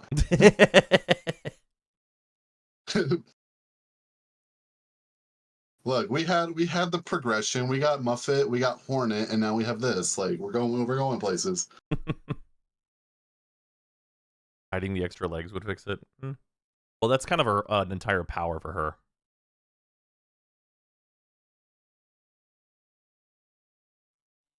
D over here also giving all female heirlooms after mag big badonkadonk. I mean, so here's the thing Hornet for me. Doesn't have the legs for it. That did not stop people. Here's the thing. I understand. However, I will say that the Valkyr heirloom is on the line. Like, if that thing comes out and it's like auxiliary option, remove her dress, then I'll be like, this is too much. Come on. Like, damn, like, Jesus, for real.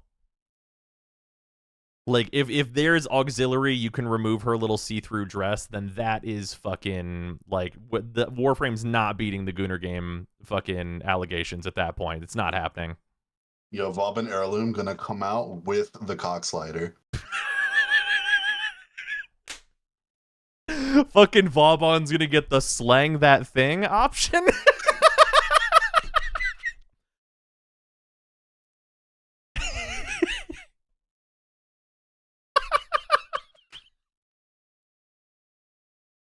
It's like a train. That's what's on my nervos till I...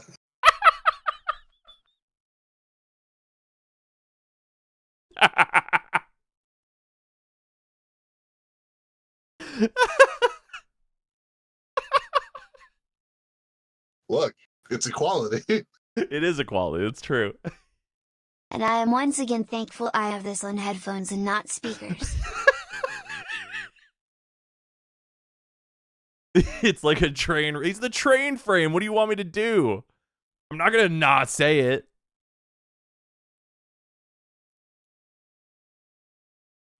At that point, the first descendant is dead and cannot be resurrected by any necromancer.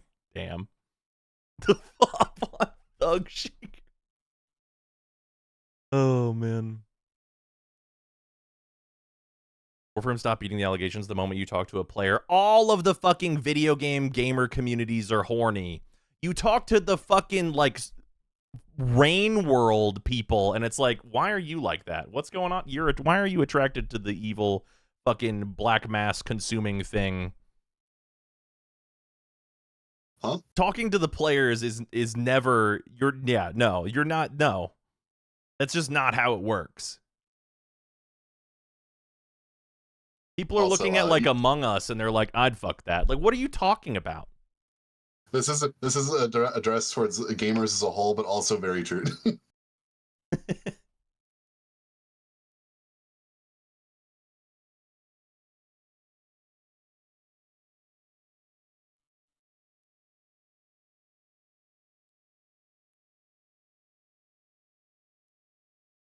Developers barely hidden fetish can also be a thing. That's also true. All right, plant acquisition changes, everyone. Jesus Christ. Players will no longer have to scan plants to earn their extra X. Now plants like will have a hold to collect context action to pick them up in mission. Image of Serena. I love gardening. Why can I not just press button to collect? Why hold to collect? Because hold is like you're doing the thing. It's like a tactile, you know? I do not want to hold to collect. Okay, for a moment, imagine you need to gather Shake the frost Wiimote. leaf. So you go to the valley on the Corpus ice tile set, and there's just like 30 frost leaf in a row, and you're like, I'm gonna be here for a few minutes just holding the button. Yo, there's an alternate universe where we wiggled the Wiimote to collect the plants. No, Oxus will still do this. He'll just perform this action remotely. Oh yeah, no more Samara scanner doubler. Actually, yeah, this change is actually an L.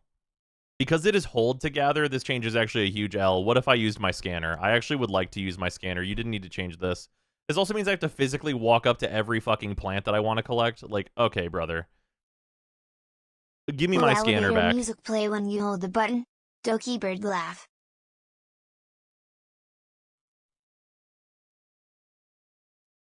Yeah, I prefer my scanner to this, please.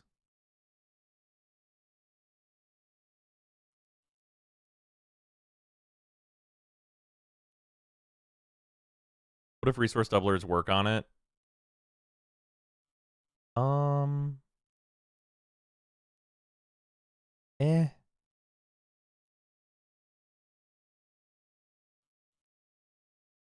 How am I collecting the moss on the ceiling? That's a great question you just asked, actually.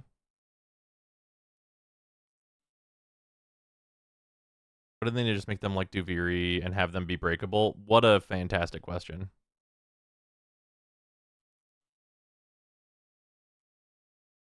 But yeah, having them be breakable like Duviri would have been ideal. But like having it be like walk up to it and press X once to grab it is also fine. I like that. But yeah, this is hold to gather is really shitty. That super sucks.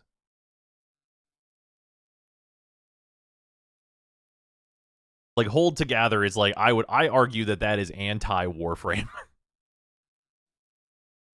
Looks at the entire mining system. Well, what's the way that we usually mine? We look at a thing and it's like, oh yeah, hit all the dots, bzzz, just fucking instant mine it. I'm not doing that shit. Like, that's the way that we actually do it. Shout out to the original form of mining, where Quiet Shy dropped a video where for every single mining thing, she just drew a dick. Oh yeah, yeah. The TTP on that system originally was really, really fast. It only helps new players that don't have the infinite scanner. What are new players doing gathering plants? What are these new players you speak of? Are they in the room with us now? Are you the average player in red maps? Average player in red maps. It's just correct.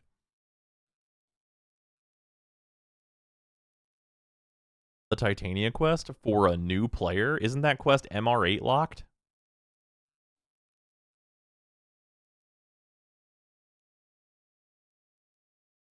All right, I'm going to look right now. Store. Scanner. Oh yeah, also, yeah, scanners are dirt fucking cheap as well. Codex scanner. I want 100. Isn't that new for you? I mean, if you're going out of your way at MR8 to go do the Titania quest, buy some fucking scanners.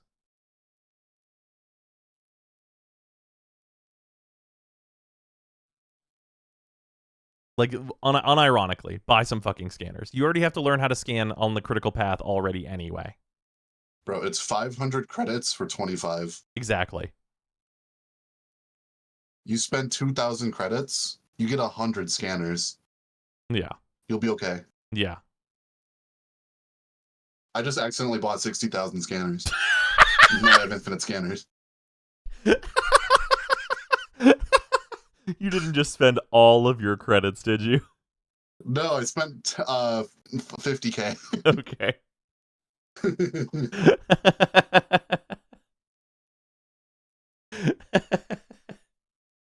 I could buy what's 41,800 times 25. If I spent all my credits, I would get like 500,000 3. Wait, scanner hold on. charges A on Hold million on. user. scanners. Wait, hold on. I got to do a math really quickly. How much do they cost per 25? 25 scanners is 500 credits. Okay.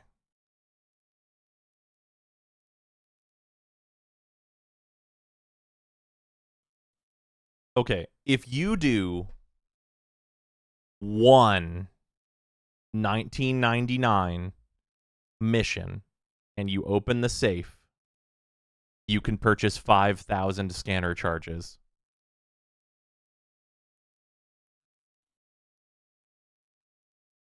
I mean, how much do the dark sector missions give you? Like 48K, 28K? Yeah. You do one of those, drop 30K on scanners, never have to buy scanners again. Yep. I could get 4 billion. Ooh. How reasonable would it be to hit the integer limit for scanners? I could probably do it. Go see how many scanners you can buy right now. Sure. Accidentally spends all my credits. Oh no. Oh no.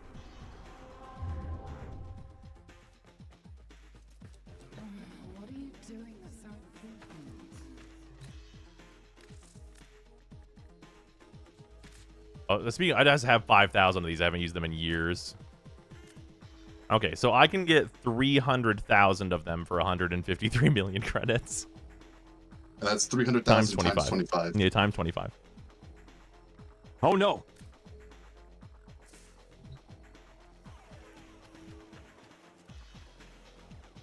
Now click purchase. I will not. I will do no such thing. What, you don't want to start your credit grind back from the ground up? No. You're going to get rid of all of your old raid money? Yeah, no, I'm okay. I'm already planning on doing, like, the funny credit farm. Is there protection for doing that? No. Support? Yeah, the protection is going to support being like, I fucked up. Calling up support. Fucking time. Brother. It happened again.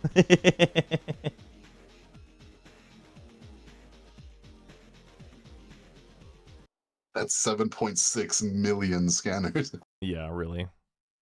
Yeah, okay, so overall, what we're looking at here is basically TLDR. Valkyr changes, kind of an L without other changes to like the system of enemies dealing damage or the way armor and health tanking works. There's some revision there that I would really like to see. In addition to that, in terms of the new junction changes, overall, I really like them. But this is questionable because of the 12-hour building time on parts, and there's a few different solutions I would like to see there. Like, you know, one or more solutions are preferable here. I do worry that the amount of material you'll need to farm in order to, like, craft Rhino is maybe a little much to be throwing at a player that's that new. Because we are looking at, like, 2 neurodes and, like, 700 circuits, which can take a little bit before you have, like, better places to go get those things. So that's, like, a little bit concerning. As a reminder, at this point, for the neurodes, there's no boss on Earth for you to go farm. You can't go fight the Vayhek to, like, you know, get those neurodes more easily. So there's that as a consideration. So there's, like, a little bit of a concern with, like, how long it'll actually take you to get these materials to even build Rhino.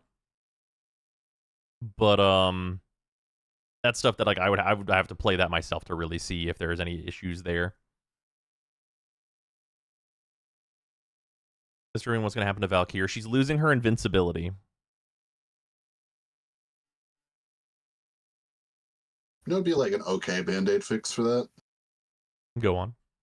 Just make like the neurode like storage containers more common on Earth. Yeah, that's true. Yeah, you could just do that. Don't even use her invincibility. Yeah, okay. Just so we're all clear for everyone in chat, just so you know. I understand that you can just use her 2 and a melee weapon, and like that is a very fine copium way to play Valkyr. But just because you can do it without using her kit, Is that a thing? that's not like a good argument.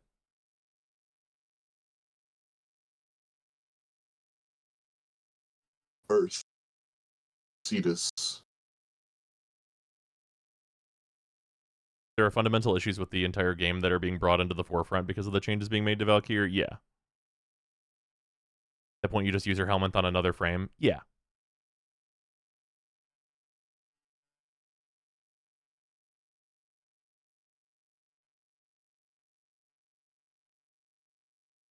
Kanzu. Like her passive still gives you cheat death if you just keep hitting things. But it drains entirely, and you get 3 seconds of invulnerability. Also, if you're at a level where you will be able to die, you'll just die again. And if it's at the point where, well, but you build the meter so fast that like you just keep dying over and over, but not actually dying, why did we bother to change her for? Like, again, it comes back to the, well, you can just spam invincibility this way. And it's like, well, why not just make her invincible?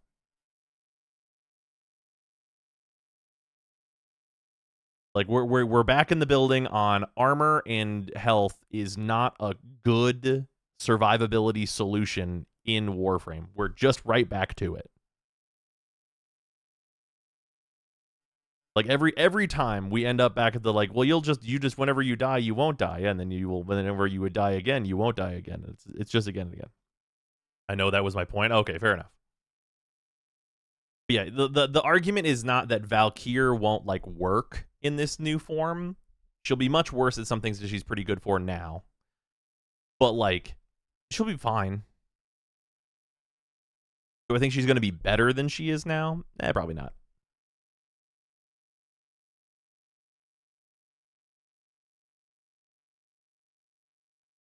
Everyone that tries to tank without shield gate or overguard is just worse off than those who do. Exactly. Getting involved from doing something is preferable to getting involved from doing nothing. Sure. What if armor and health had something to do?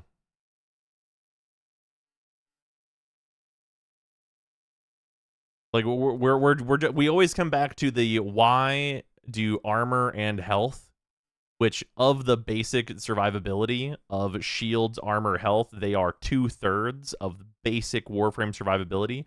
Why are armor and health second fiddle in every conceivable way to just having shields, Lamau?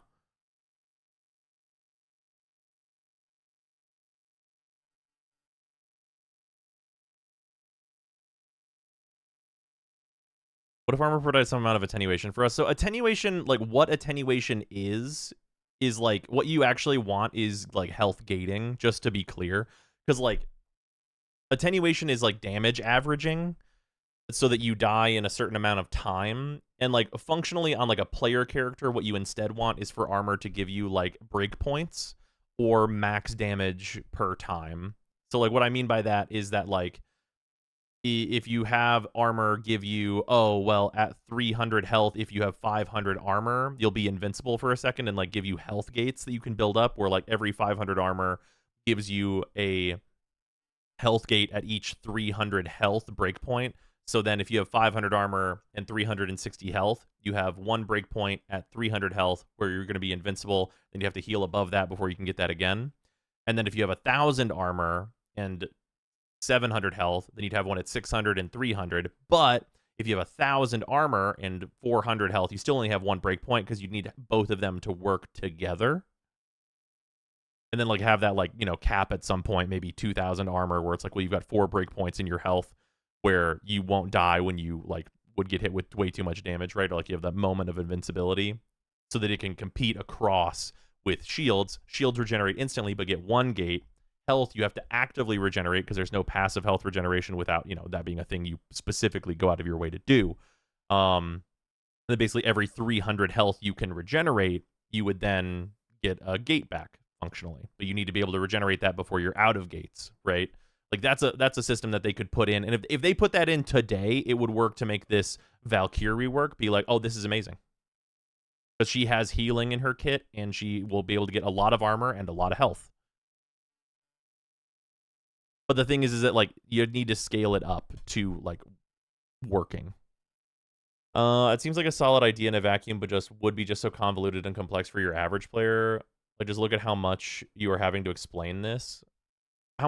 I can do the shields. Whenever your shields break, based on the amount of shields that you have, you're invincible for a set amount of time. You can change that amount of time with things like catalyzing shields, and effects like Aegis can make you constantly regenerate so that you always have your shield gate whenever you're constantly regenerating. So like, this is the same amount of complexity. It's just that I'm telling you the whole idea instead of being like, what if we had health gates?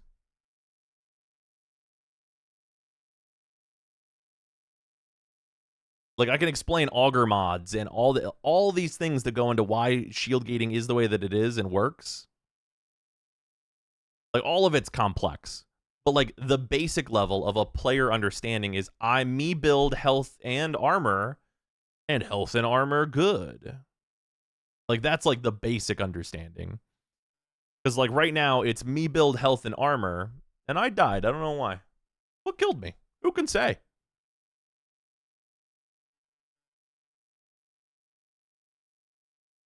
Please let that happen because Arcane Reaper being meta would be so funny. That would rule. Arcane Reaper being relevant suddenly, that rules. That goes so hard. I love that, personally. I would love to see it.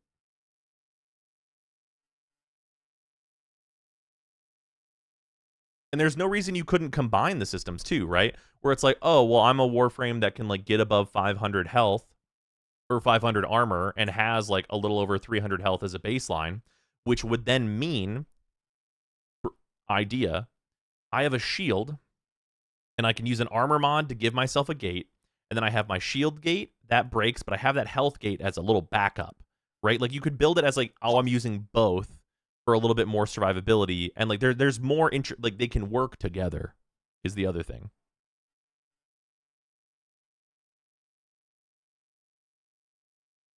Grace would see more use to Aegis for HP, which would justify how hard it is to get versus Aegis. True.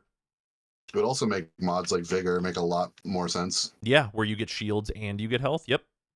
Because maybe Vigor is then like pushing you over a threshold where it's like, well, that gives me slightly more than 600 armor. And like maybe instead of like 500, it's like 400. I can get to 800 armor and I can get to 700 health. It gives me 2 health gates, which is great. My Warframe has passive healing because I put Gloom on them. It's like, well, that's really hard to get through. I got a shield and I got 2 gates under that. Like, I'm healing through that and I'm regenerating my shields and like doing, like, there's, you know, having these work together and have like more ways to get to survivability that utilize all the different stats that we can get is good. Also, yeah, Warframes that have a heal or that increase your health or armor.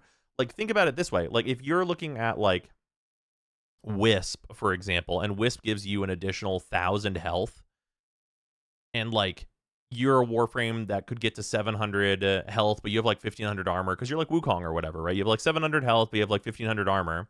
A Wisp buffing you over another health threshold, like above that 900 health, would give you another health gate. There's also the Grendel with a full belly, way more gates because he'd have way more armor because he get 250 armor per. There's the Helminth ability that currently doesn't really have a use outside of like, I'm assuming Rhino shit. Parasitic armor. Oh yeah, to give you a ton of armor. Yeah. Sacrifice shields to reinforce armor. Mm-hmm. Health should scale how many gates and armor. The invincible duration. Well, I think the thing is you need to have, so like amount of invincibility duration. I think that you need to get the gates through armor at certain breakpoints, and then those breakpoints only happen at certain health values, because that means that armor and health have to be linked. You know what I mean? And like what specific value of armor you start getting like health gates at, I think is like up for debate, and like that would be a thing that like I would have to be like on a dev build doing testing to figure out exactly what would be good for that.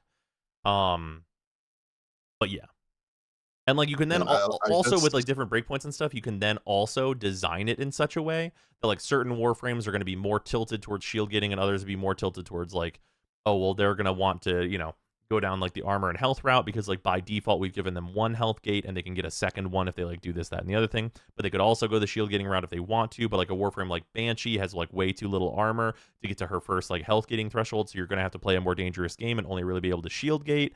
And it's like there's design space there. There's things to do. There's lots of ways to solve this problem though. Arcane Battery and Bellicose exist and are pretty good though.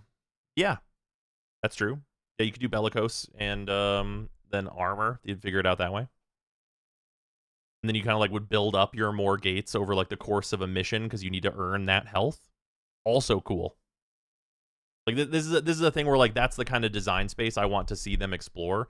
And it's the reason why it's like, well, this is like kind of a downgrade for what Valkyr can currently do because health tanking's not good enough right now.